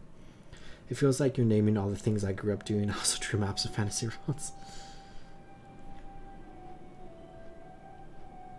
It's just a lot of fun. I feel like I've always been like a creative person, but I've never had like a great outlet for creativity. And then like I started making a lot of YouTube videos. But like I'm not like great at drawing or like that art type of stuff, and I'm not that great at music, but like I've had a lot of fun with like video making.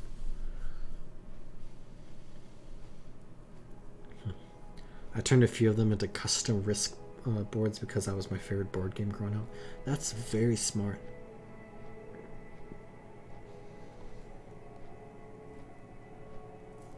That's a very cool idea. I like that.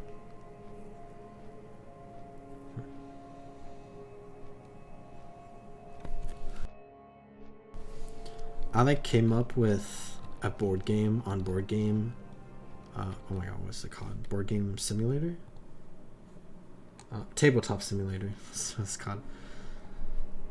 And I based it around like Guild Wars 2 kind of. And then I've been making another board game, but it's like a very basic board game. Like the first one I made was like super, or not, it was like kind of creative, and like I'm not sure if there's like a board game like it out there. And now like the one board game that I'm working on, which I don't think I've ever talked about, is like just like random like old school like crossword puzzles and stuff, but like themed around World of Warcraft. And then there's an achievement to make 3 board games, so maybe I'll make like a 3rd board game that's like a lot more creative, more like the first board game I made, but maybe even better, more unique, more special.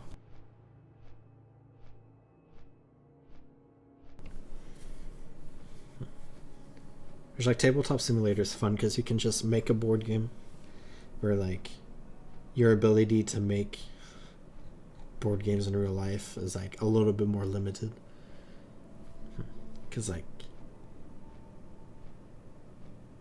you have to like produce stuff that's like more than just like a PNG image of something.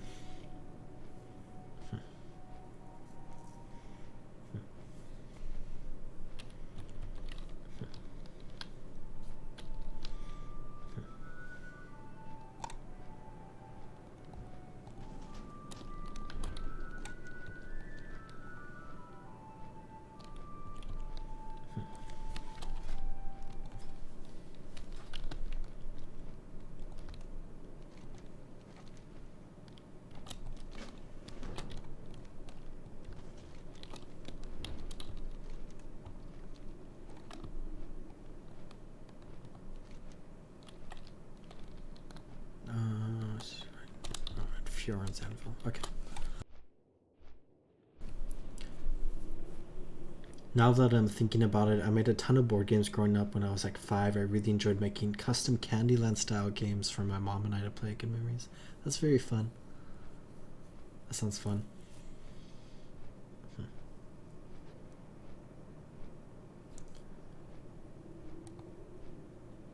That kind of makes me want to do something like that.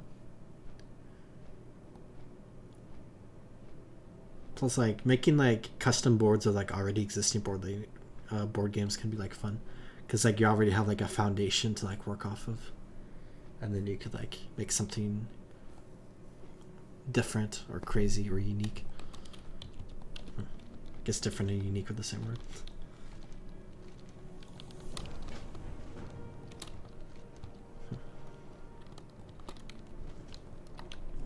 All usually on sheets of paper typed together on the back. That's all you need to get started. That spell isn't ready.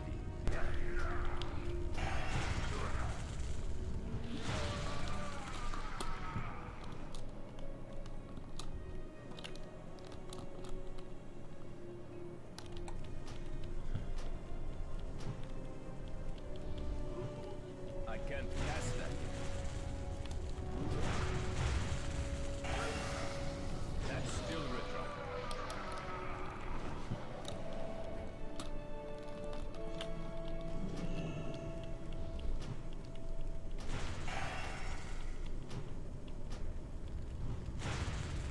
Taped. I've been making a lot of typos today. No worries at all. That spell isn't ready yet. Yeah, if you want an expansive board game, you need multiple sheets of paper for that.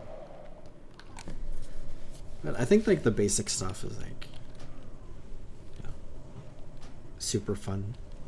And like I definitely know like if my future children created a board game for me and them to play together, I'd have an absolute blast playing that game.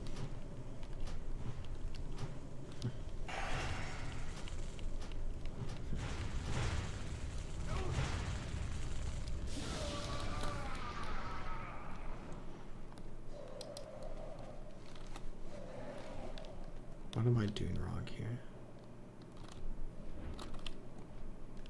Why do I need snow?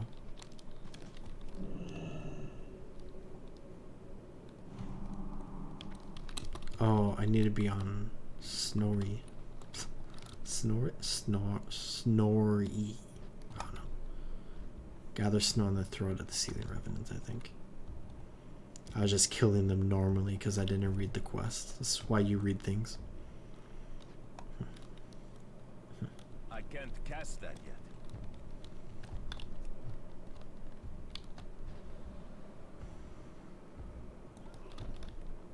That's still recharging.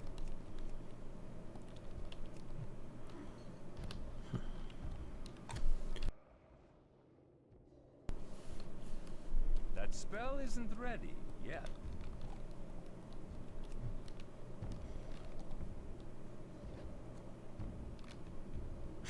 Imagine having a snowball fight and this thing rose up. I feel like I just instantly collapse or die if I got hit by like a giant snowball thrown by a giant monster.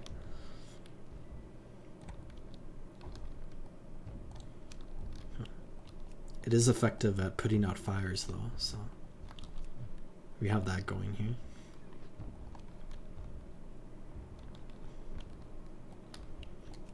I feel like snowball fights is like an untapped market, because like with water fights there's like a lot of different, you know, types of water guns and like ways to fill water balloons, where when it comes to like snowball fighting, I feel like the only thing that I can think of really is kind of like that like snow scoop thing that like auto creates like a snowball for you when you like roll it through snow or whatever. I don't know if you know what I'm talking about, but I feel like there's like a lot of opportunity for like random pieces of plastic that could be fun in like snowball fights.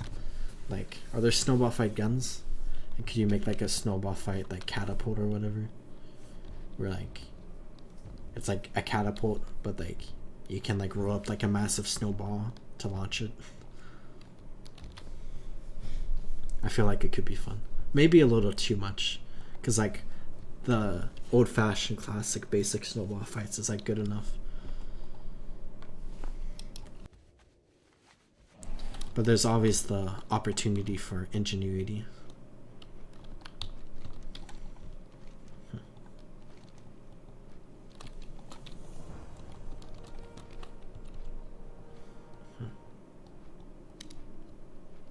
Why is my... There we go. Oh, why is that? Huh, that's weird. The issue with snowball accessories, that's a good word, is how fragile snowballs are. I've thought about a snowball bowl before, but launching a snowball for it could be difficult without breaking it. That's fair. You have to like have very packed snowballs in order for any of that type of stuff to work. Which requires, I guess, a more specific type of snow, or more work in packing in the snow into a snowball.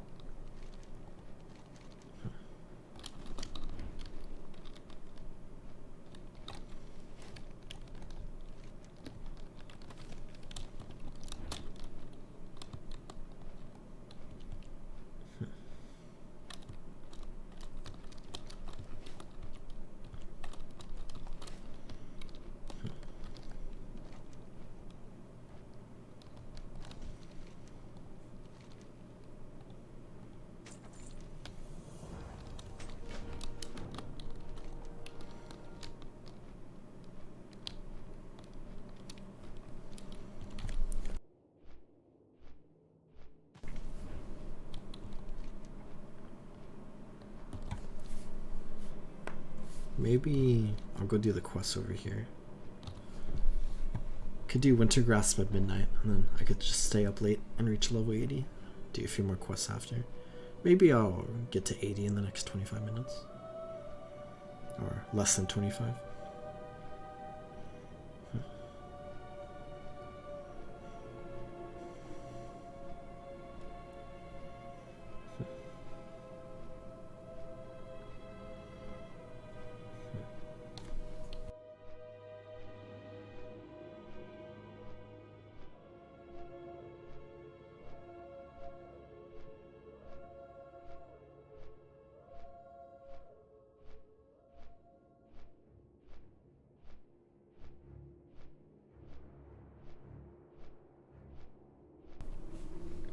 I'm actually going to sketch something down quick. That snowball thing gave me an idea. That's exciting. I'm excited to hear about it. Handheld snowball plunger based cannon.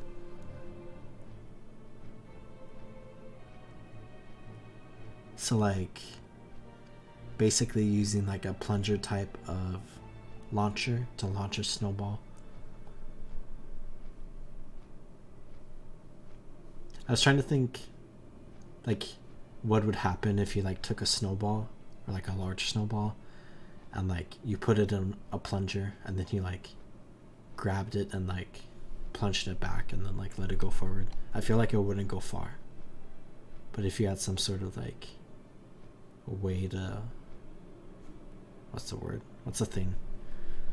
I'm thinking back to college physics. If there was a way to make it go fast, it could be a really good idea.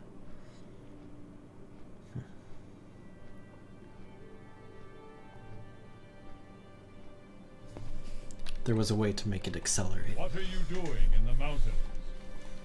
In the Farewell. mountain. Beware the Pantheon's return.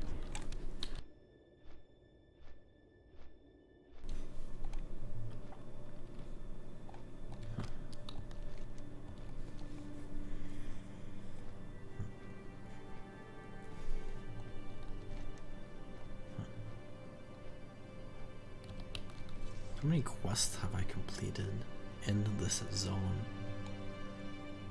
40 this stream. Wow. I've been playing 2 hours. 40 quests in 2 hours. I guess that's kind of, that feels a little slow, but also fast at the same time. So I have this dog tennis ball launcher. Basically has a spring in the back where shoots forward like forward a plunger with which launches the ball out of a barrel. I'm thinking something similar for snowballs. Yeah, I can see that. Could maybe, well, the issue with like, I was gonna say maybe you could use like the tennis ball launcher, but like the issue with that is like just shattering the snowball when you launch it, or like it breaking apart like midair, which is like the issue you brought up earlier. So like, I don't know. You have to like test around with like different like firing mechanisms with like how much force it would apply to the snowball, because like you need like the right amount of force to like launch it far, but you need the right amount of force to not break the snowball.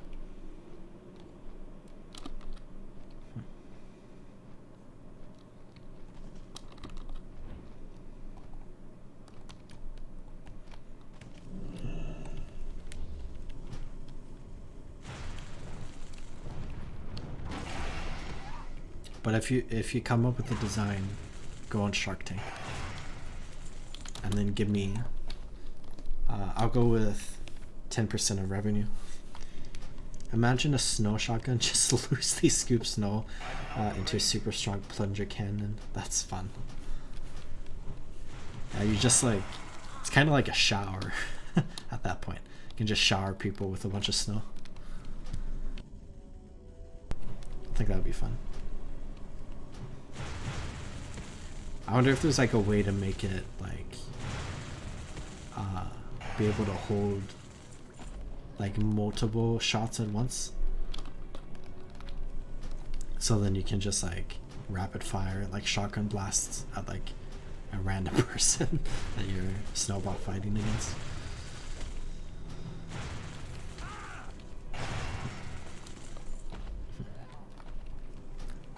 Or maybe that in general, like the thing with like water guns is you can just have like a tank of water that like you just like suck the water from the tank or whatever. But like with snow, if you have like a tank of snow, like how would that work? Because you can't really like suck snow like a water gun, so it needs to be like more projectile based. But like I feel like having like a traditional like, I don't know the technical word, like revolver like weapon, or like a revolver where you go through like bullets, but instead of bullets is like snow. Like, I'm not sure how that would work with like how snow is as a substance. So like I feel like any sort of like snowball gun would only be like able to have like a single shot in it. So then you'd have to like instantly reload after you use it once. A snowball machine gun is a nightmare for little kids. I think for the sake of parents, you can't make a snowball machine gun. Is there a machine, like a, what's it, water machine gun? Is that how you would say that? Where you can just launch like a ton of like water at someone. I guess that's like a super soaker. I was thinking more like a Gatling gun in my mind.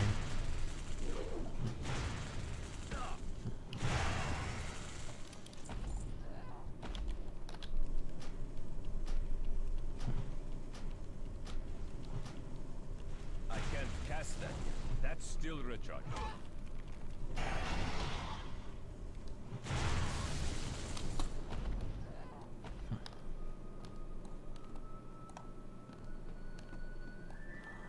Quest inside the building? I think it is. Oh yeah, it's right there. Oh, there's two things That coming after spell me. isn't ready yet.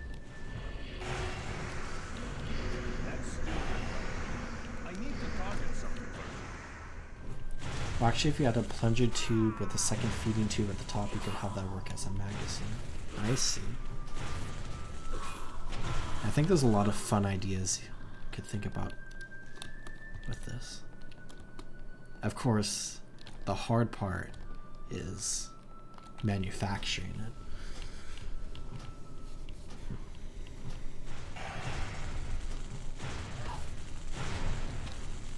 Unless you happen to like be a welder or whatever.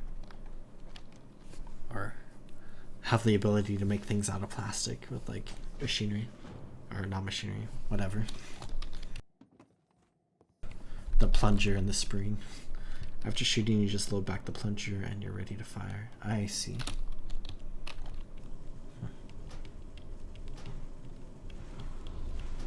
I can't cast it. That spell isn't ready yet. I need it.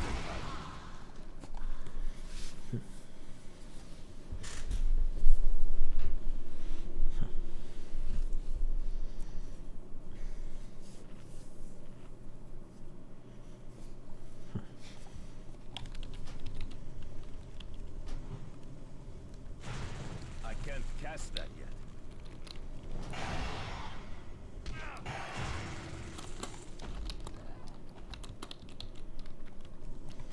That's still recharging. I can't cast that yet. That's still recharging.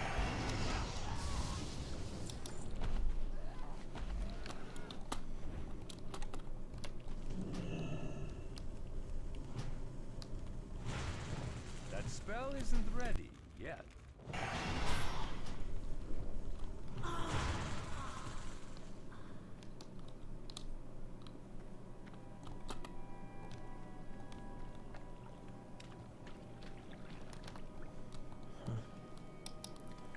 Well, producing stuff like that would basically need to be factory made unless I can 3D print it. Perhaps I could start out 3D printing them, then move to an injection molding machine if they sell. Yeah, you could probably get a 3D model made. Just have to model it. But like, I think there's like some parts of it you would need to make separately from a 3D printer. Like whatever firing mechanism. I guess you could 3D print that. I'm not sure how it would specifically work. I can't cast that yet.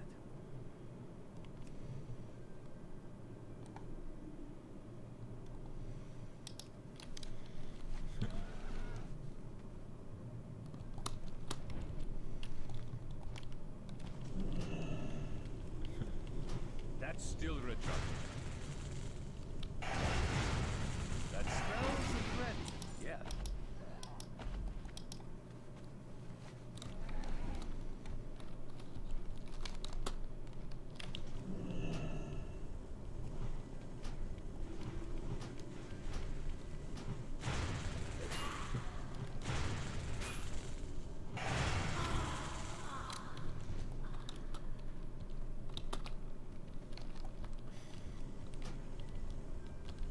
can't cast that yet.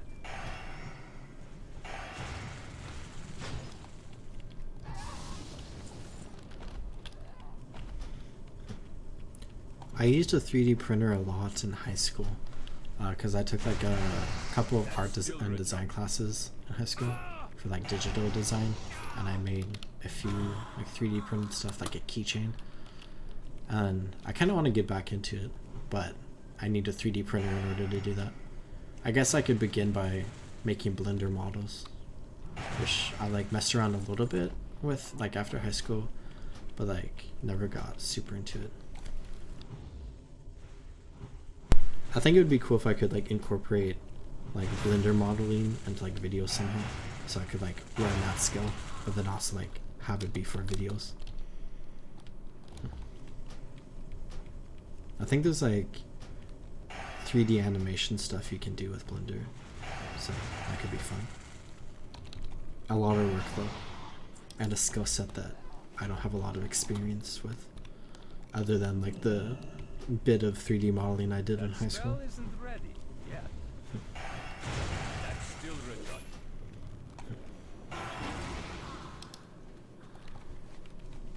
I can't cast that yet. That spell isn't ready yet. I can't cast that yet. That spell isn't ready yet.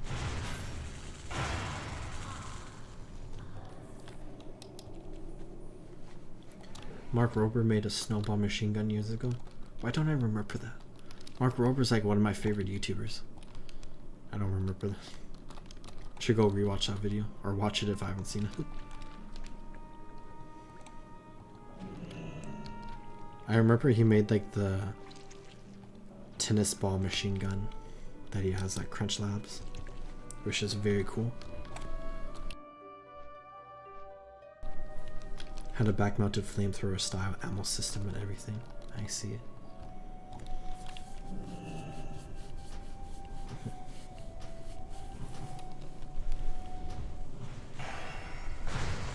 That's still recharged.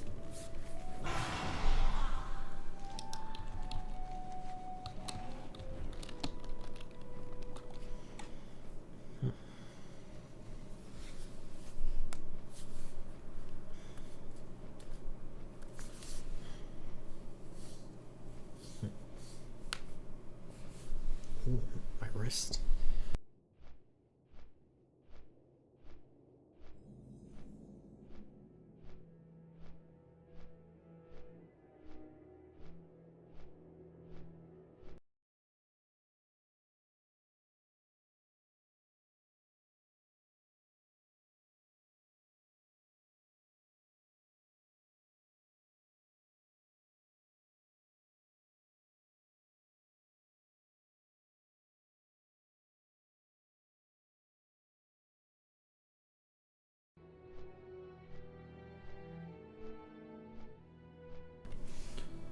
Okay, I have these 4 quests I can turn in, and I might be level 80, max level in Wrath Lich King. After I turn them in, we'll have to see. Might have to go do like one more quest after. I guess I could do math. Might be too much effort though.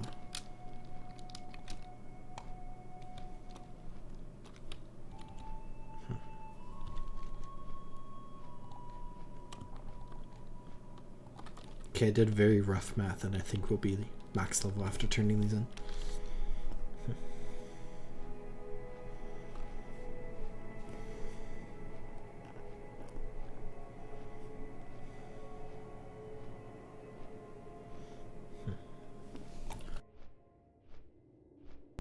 And then I need to clean up this character to log out forever, because I think once I'm done with this character at level 80, reaching level 80, I think I'll be never play this character again probably.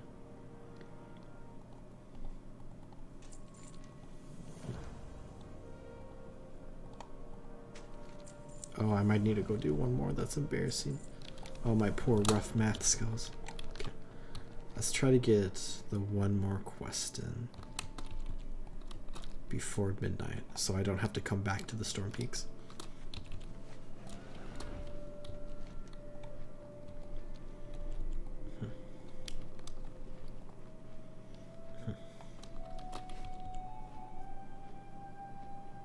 might have to be 2 more quests. I could go kill mobs though. Math was always my hardest subject in school. I think I did good with math until my senior year of high school, where I did calculus 1 and 2 and I just completely checked out of math. Like I used to like I was ahead of my class, and then like I was like top of my class when it came to math, and then calculus hit and I got like a C and then a D, and then I just had a bad relationship with math after that, where I did 2 math classes in college, where I did like a basic algebra class and I got an A, but then I did a stats class and got a C. So it was a little rough. There were parts of it that I was interested in, but it wasn't great. I see. Like, I think I would enjoy like stuff like chemistry or like engineering, except that like those 2 very broad fields require a lot of math. So because of that reason, I don't think I would ultimately enjoy either of those professions or like career paths or whatever with math.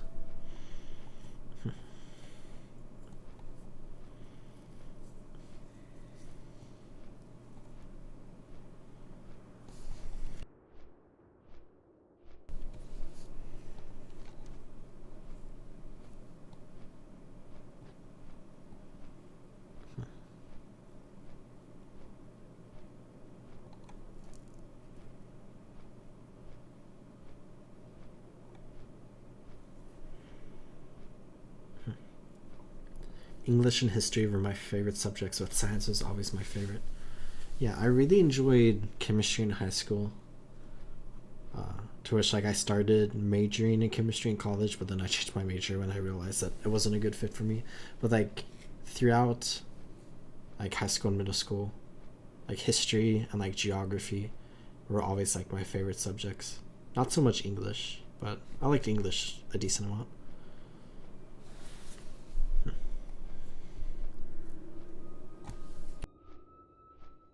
I think I really liked the problem solving of math, but like it just got to a point where it was like too difficult for my brain. But like I've always just absolutely loved history, and I'm now level 80, which is nice.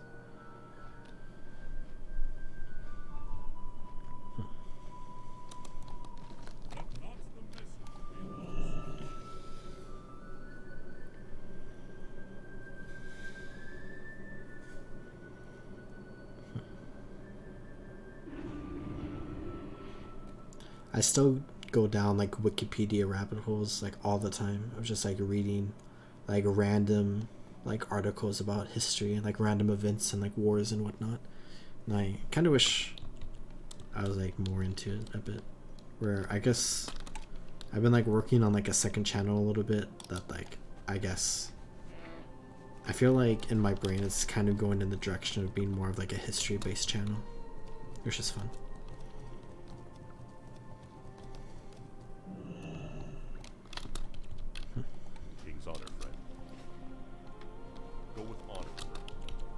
Actually, my favorite subject was musical theater history, but I only took that for 2 years. I don't think, well, I've never taken that class, but I don't think I've really ever taken any like musical or like performance classes. Except in 5th grade, I did band for 1 month, and then I played the trumpet, and then I didn't enjoy it, so I went into geography, which was the band alternative. And then I never went back to band. And then like I had like some English classes where we did like play acting as like a part of the class, where we like were on stage and we were like acting and whatnot.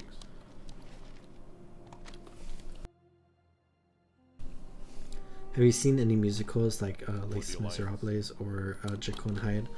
Is that how you pronounce that? I've seen a couple.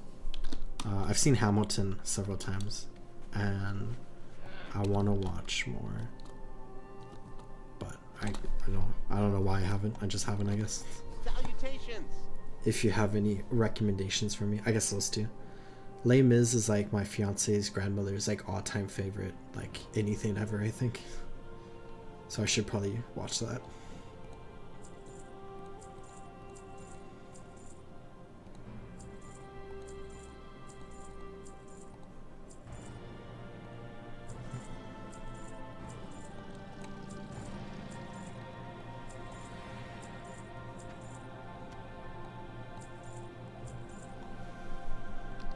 Right.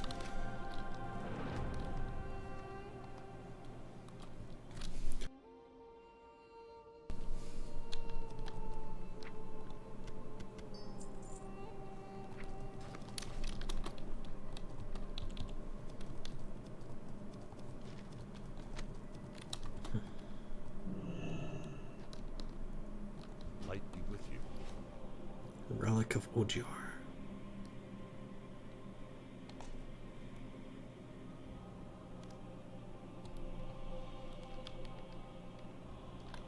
Be careful.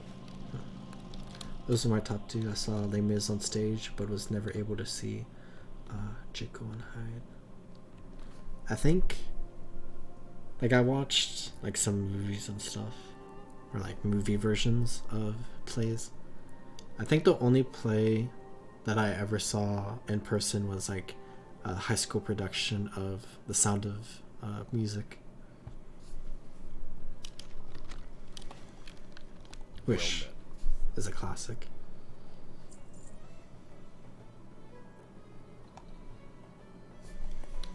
met. Light bless you. Good day to you. Have a good How one. are you? I have to do this one by one.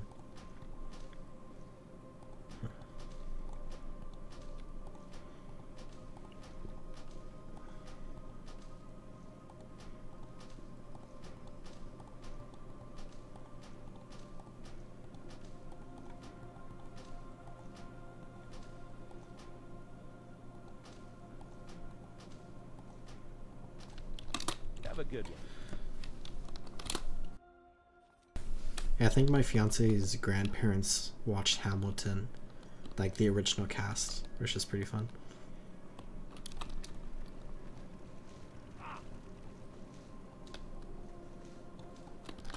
Okay, it's almost midnight, and it's time to queue. So we can join Winter Grasp, which is one of the cool parts about like World of Warcraft. Because it's like 120 players fighting 120 players, which like is really only possible in like Battlefield style games and like MMOs. But like, and I think when Wintergrasp originally came out with like the release of Classic Wrath of Lich King, it was like pretty bad because like people just like beeline like straight for rewards. But I think it's pretty decent nowadays, which is a good thing. Jekyll and Hyde is my all-time favorite. The concept album for the Broadway musical is absolutely incredible. The stage performance, which came out a year later, was decent. I've seen a recording of it. Do you know where like a recording or like a movie version of the play? Not like the movie. What's the word? Like a recording of the play. Is that the word? Like there's a Hamilton movie, but like it's just a recording of the play, so I'm not sure what the correct terminology is. Anyways, do you know where you can watch that?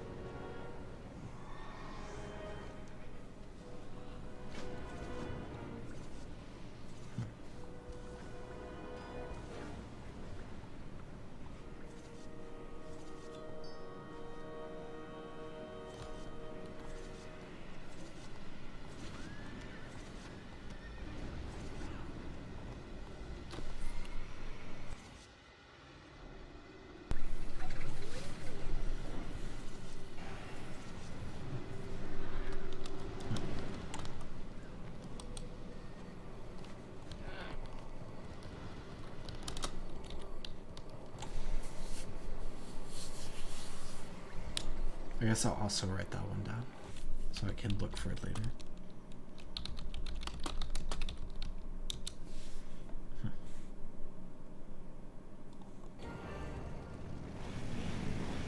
I have 2 things to look at after stream now. That and Kingdoms and Castles.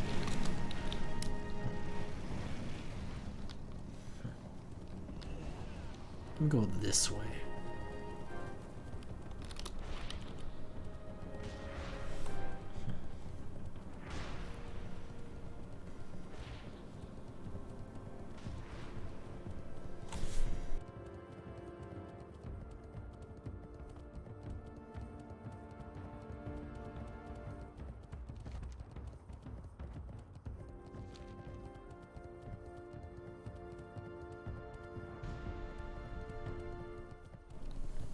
It's a 2001 Broadway with David Hasselhoff as for the album. It's a 1999 Chicken High concept album with Anthony Warlow. I see.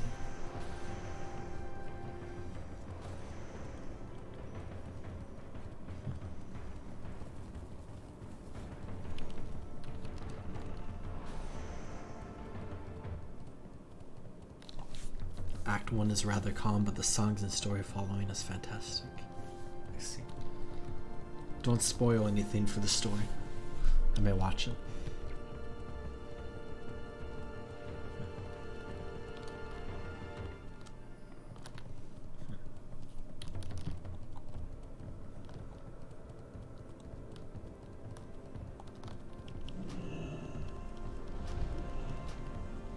That's still recharging.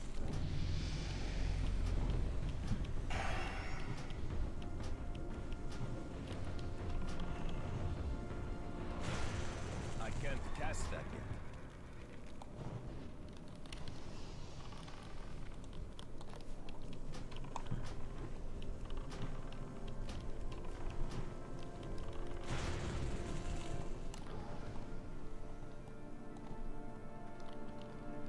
I feel like defenders always go to the east side and never to the west side, but then we never get enough kills in order to build higher level siege weapons.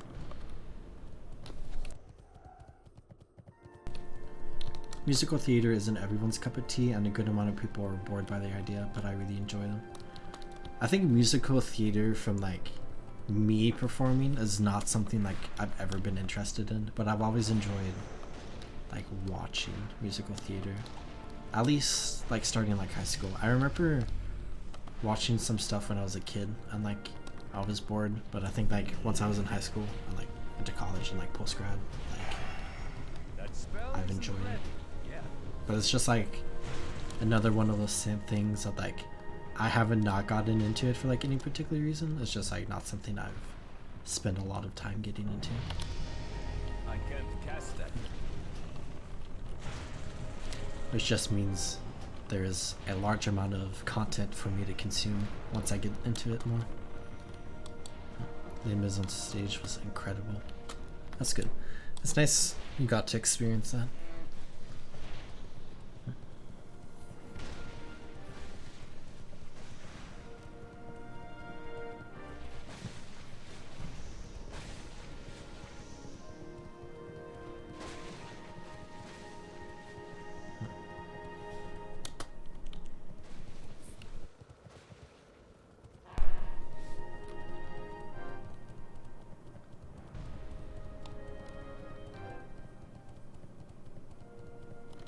The sad part is they stopped performing. All the good players can't really find it much currently.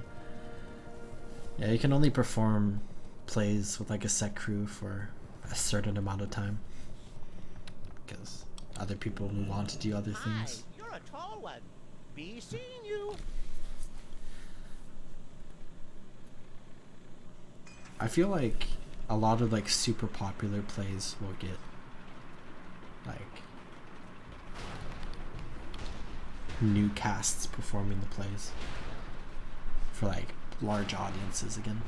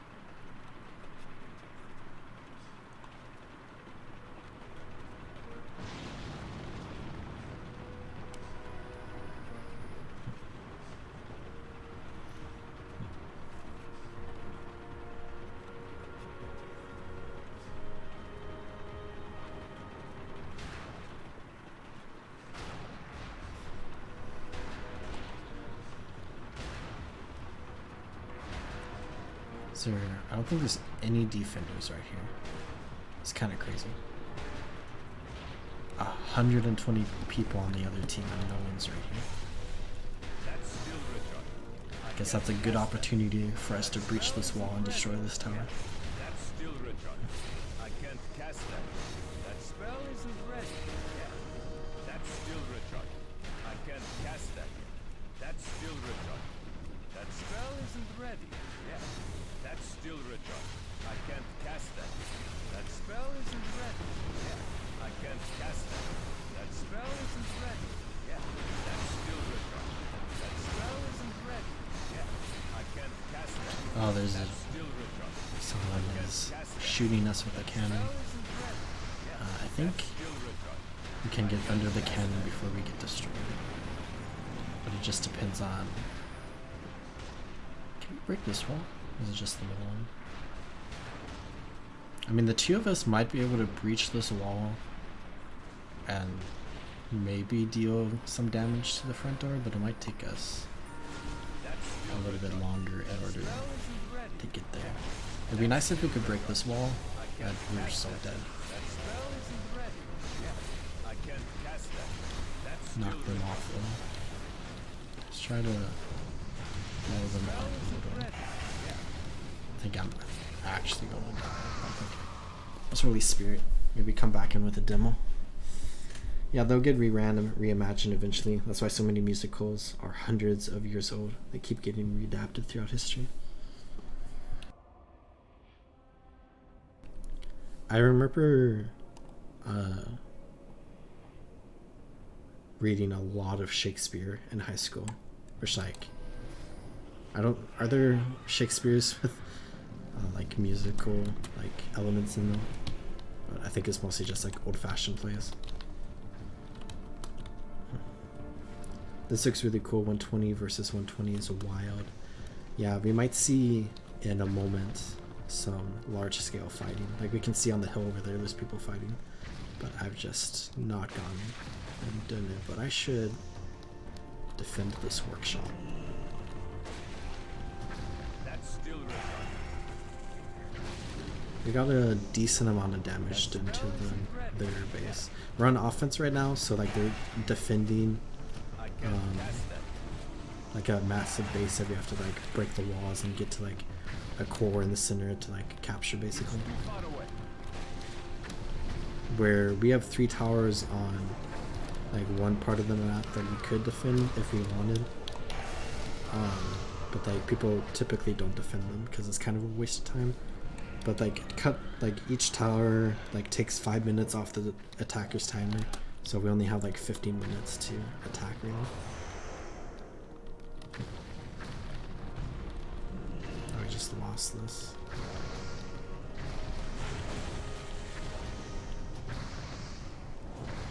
I'm out of range. Oh, so much siege. Where am I gonna spawn? I'm on the eastern side. Maybe let's both out. It looks like we have some siege equipment here, so maybe let's join the push on this side. Could send some people to reclaim workshops, because you have to have workshops in order to build siege equipment. My dream game is a mega-scale PvP game with a genuine, well-thought-out battle plans. Just imagining battle lines of real players forming and fighting seems cool. Don't think it's ever going to happen though. I played a lot of stuff like that in Minecraft, funnily enough, which is fun. There's like a Lord of the Rings server where they recreated like Lord of the Rings battles, and like the battles would like progress and stuff as like players fought, and it was like quite a few players playing, like 50 or 100 players. So you'd be like Urkai like storming Gondor, or you'd be like Knights of Gondor defending it. And then I've also played on like other servers where it's like more generic, like just massive battles. You're like, it's like 50 versus 50, where like, you know, one team has a castle, another team has to like build up into the castle and like breach it and whatnot.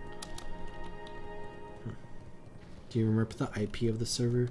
I'm willing to bet it's shut down, but it's been like 5 more than that years.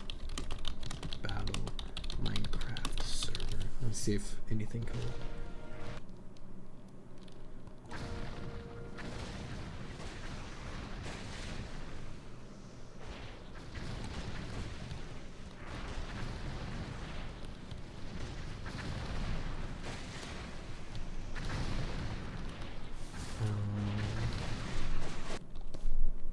It could potentially be this.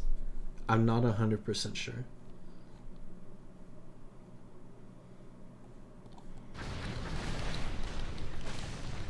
I think I'd have to play on the server again to like see if it jogs with menus. But I'm sure it's like updated a lot from like when I played it like, you know, 6, 7, 8 years ago or whatever. I'm not cured enough for this. Yeah, I played on that old server a lot, and I had a lot of fun with it.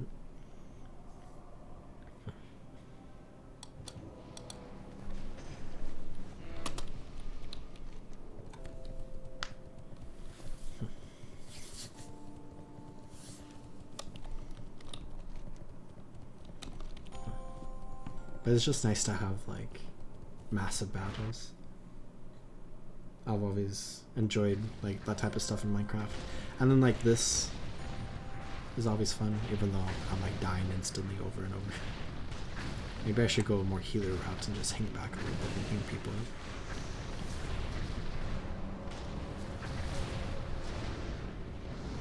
Oh, that person died.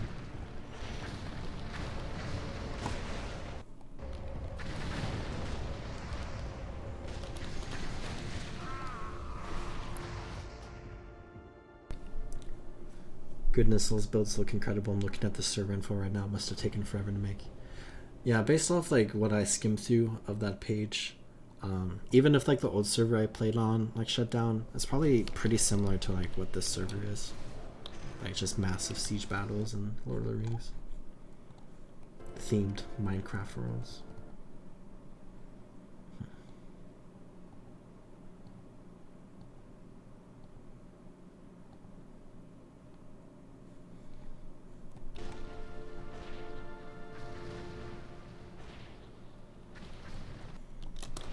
Maybe I'll check it out. Report back. You can obviously try it as well.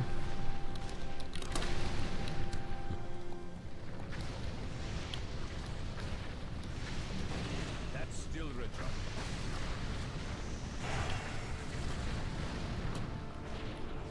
Anyways, I'm gonna save that link and head to bed. Been a great stream. Thanks for hanging out tonight, and I hope you have fun on that server if you try it out, and I hope you have a good evening as well. It's pretty late for you, it's like 3 AM right now. Have a good night. And thanks for hanging out. And I'm instantly dead again.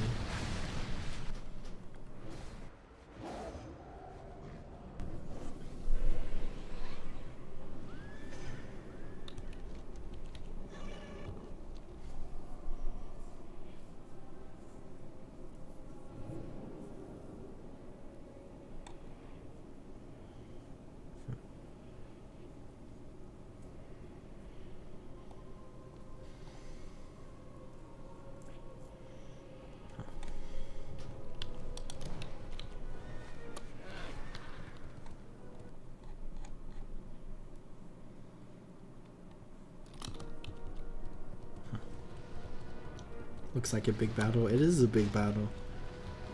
Hi, Ken. 120 players fighting 120 players right now. But I'm a fresh level 80 character right now. And I am struggling a little bit.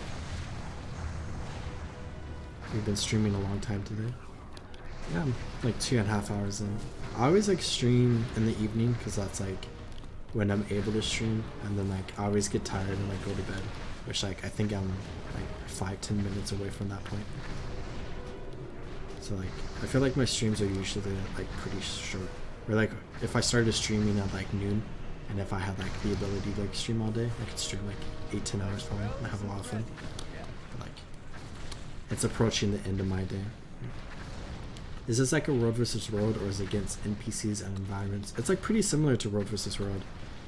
So there's like this like massive like keep up here, which is like similar to like a keep or Stillness Castle from Road versus Road, and like one team is defending it, and then another team is attacking it right now.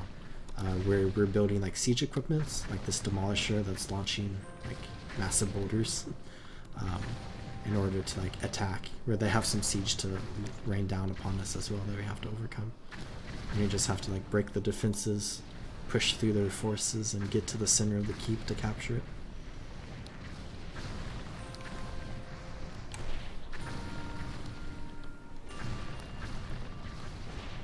It's like pretty similar in concept, but different, of course.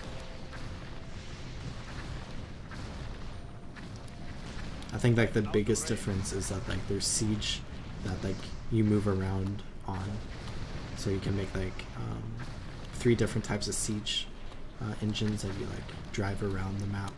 Where in like Guild Wars 2, you like make stationary siege, so you like build a catapult and it just like sits there. Other than like the siege golem, I guess, which can move around, so it's kind of similar to that. But I feel like siege golems are not super popular in World vs. Room. I'm just gonna run in, try to make some room for my team. Maybe I'll go around to the west side and try to help out real quick.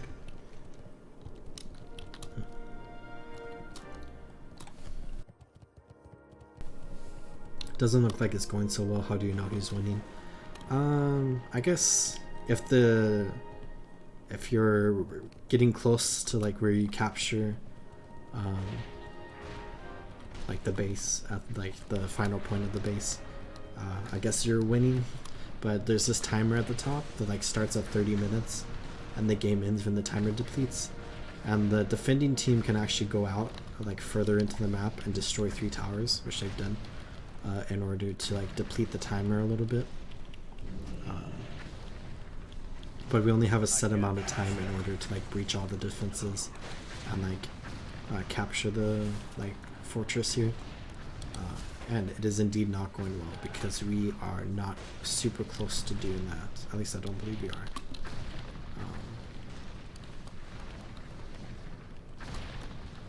And we don't have much time left to turn it around. So it's probably a loss for this one.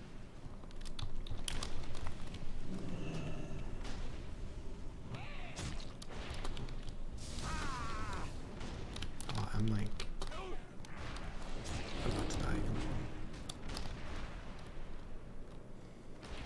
Can I heal? There's this Death Knight. Oh, okay. It doesn't look coordinated. Are people in voice at all? It's very uncoordinated. People are not in voice. There's people in text chat calling others idiots, so I guess there's a little bit of communication going on. Whether or not it's constructive communication is up in the air, but...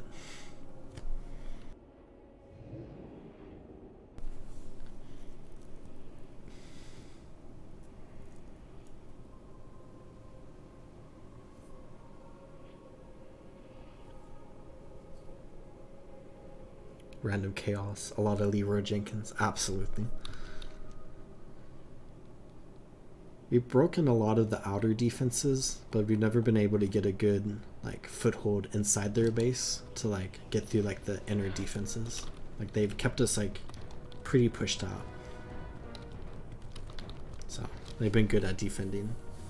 But like I think everyone's kind of just like scrambling around a little bit, myself included. I don't think I've done much constructive work this match. Though I did break the outer defenses on the western side, so I guess that was a little constructive.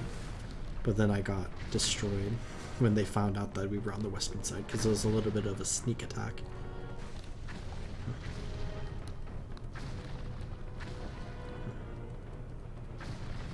Yeah, the enemy team won. Which I think I'm now going to clean up my inventory a little bit, and then I might log off for the evening.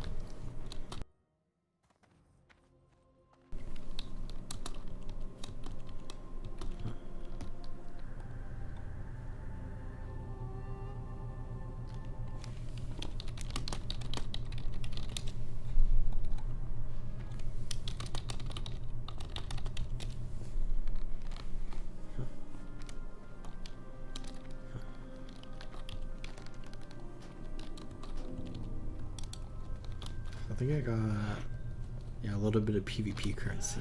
Can go spend that and then sell stuff on the auction house for some money.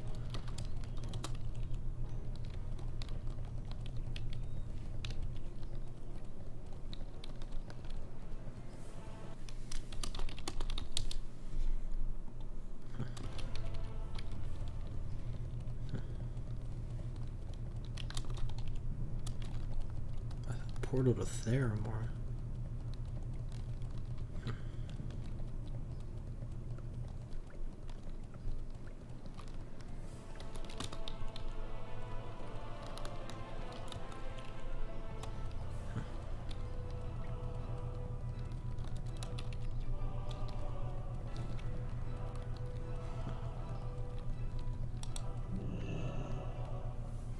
Hi, how are you?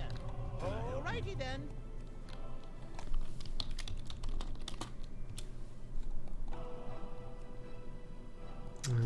Just buy random stuff.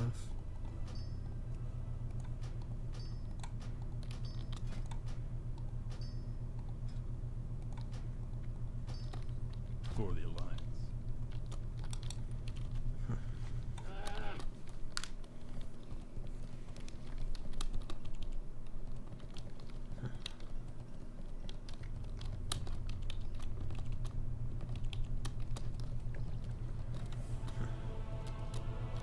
Yeah, I think I'm gonna try streaming on Twitch again soon.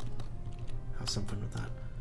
I definitely want to get it like set up again before the next like Guild Wars 2 update comes out, because I would like to stream for like the drops for that update.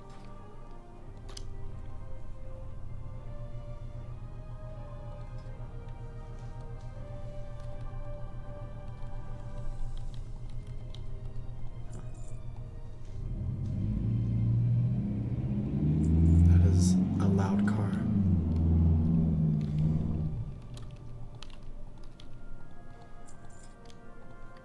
Chilled meats.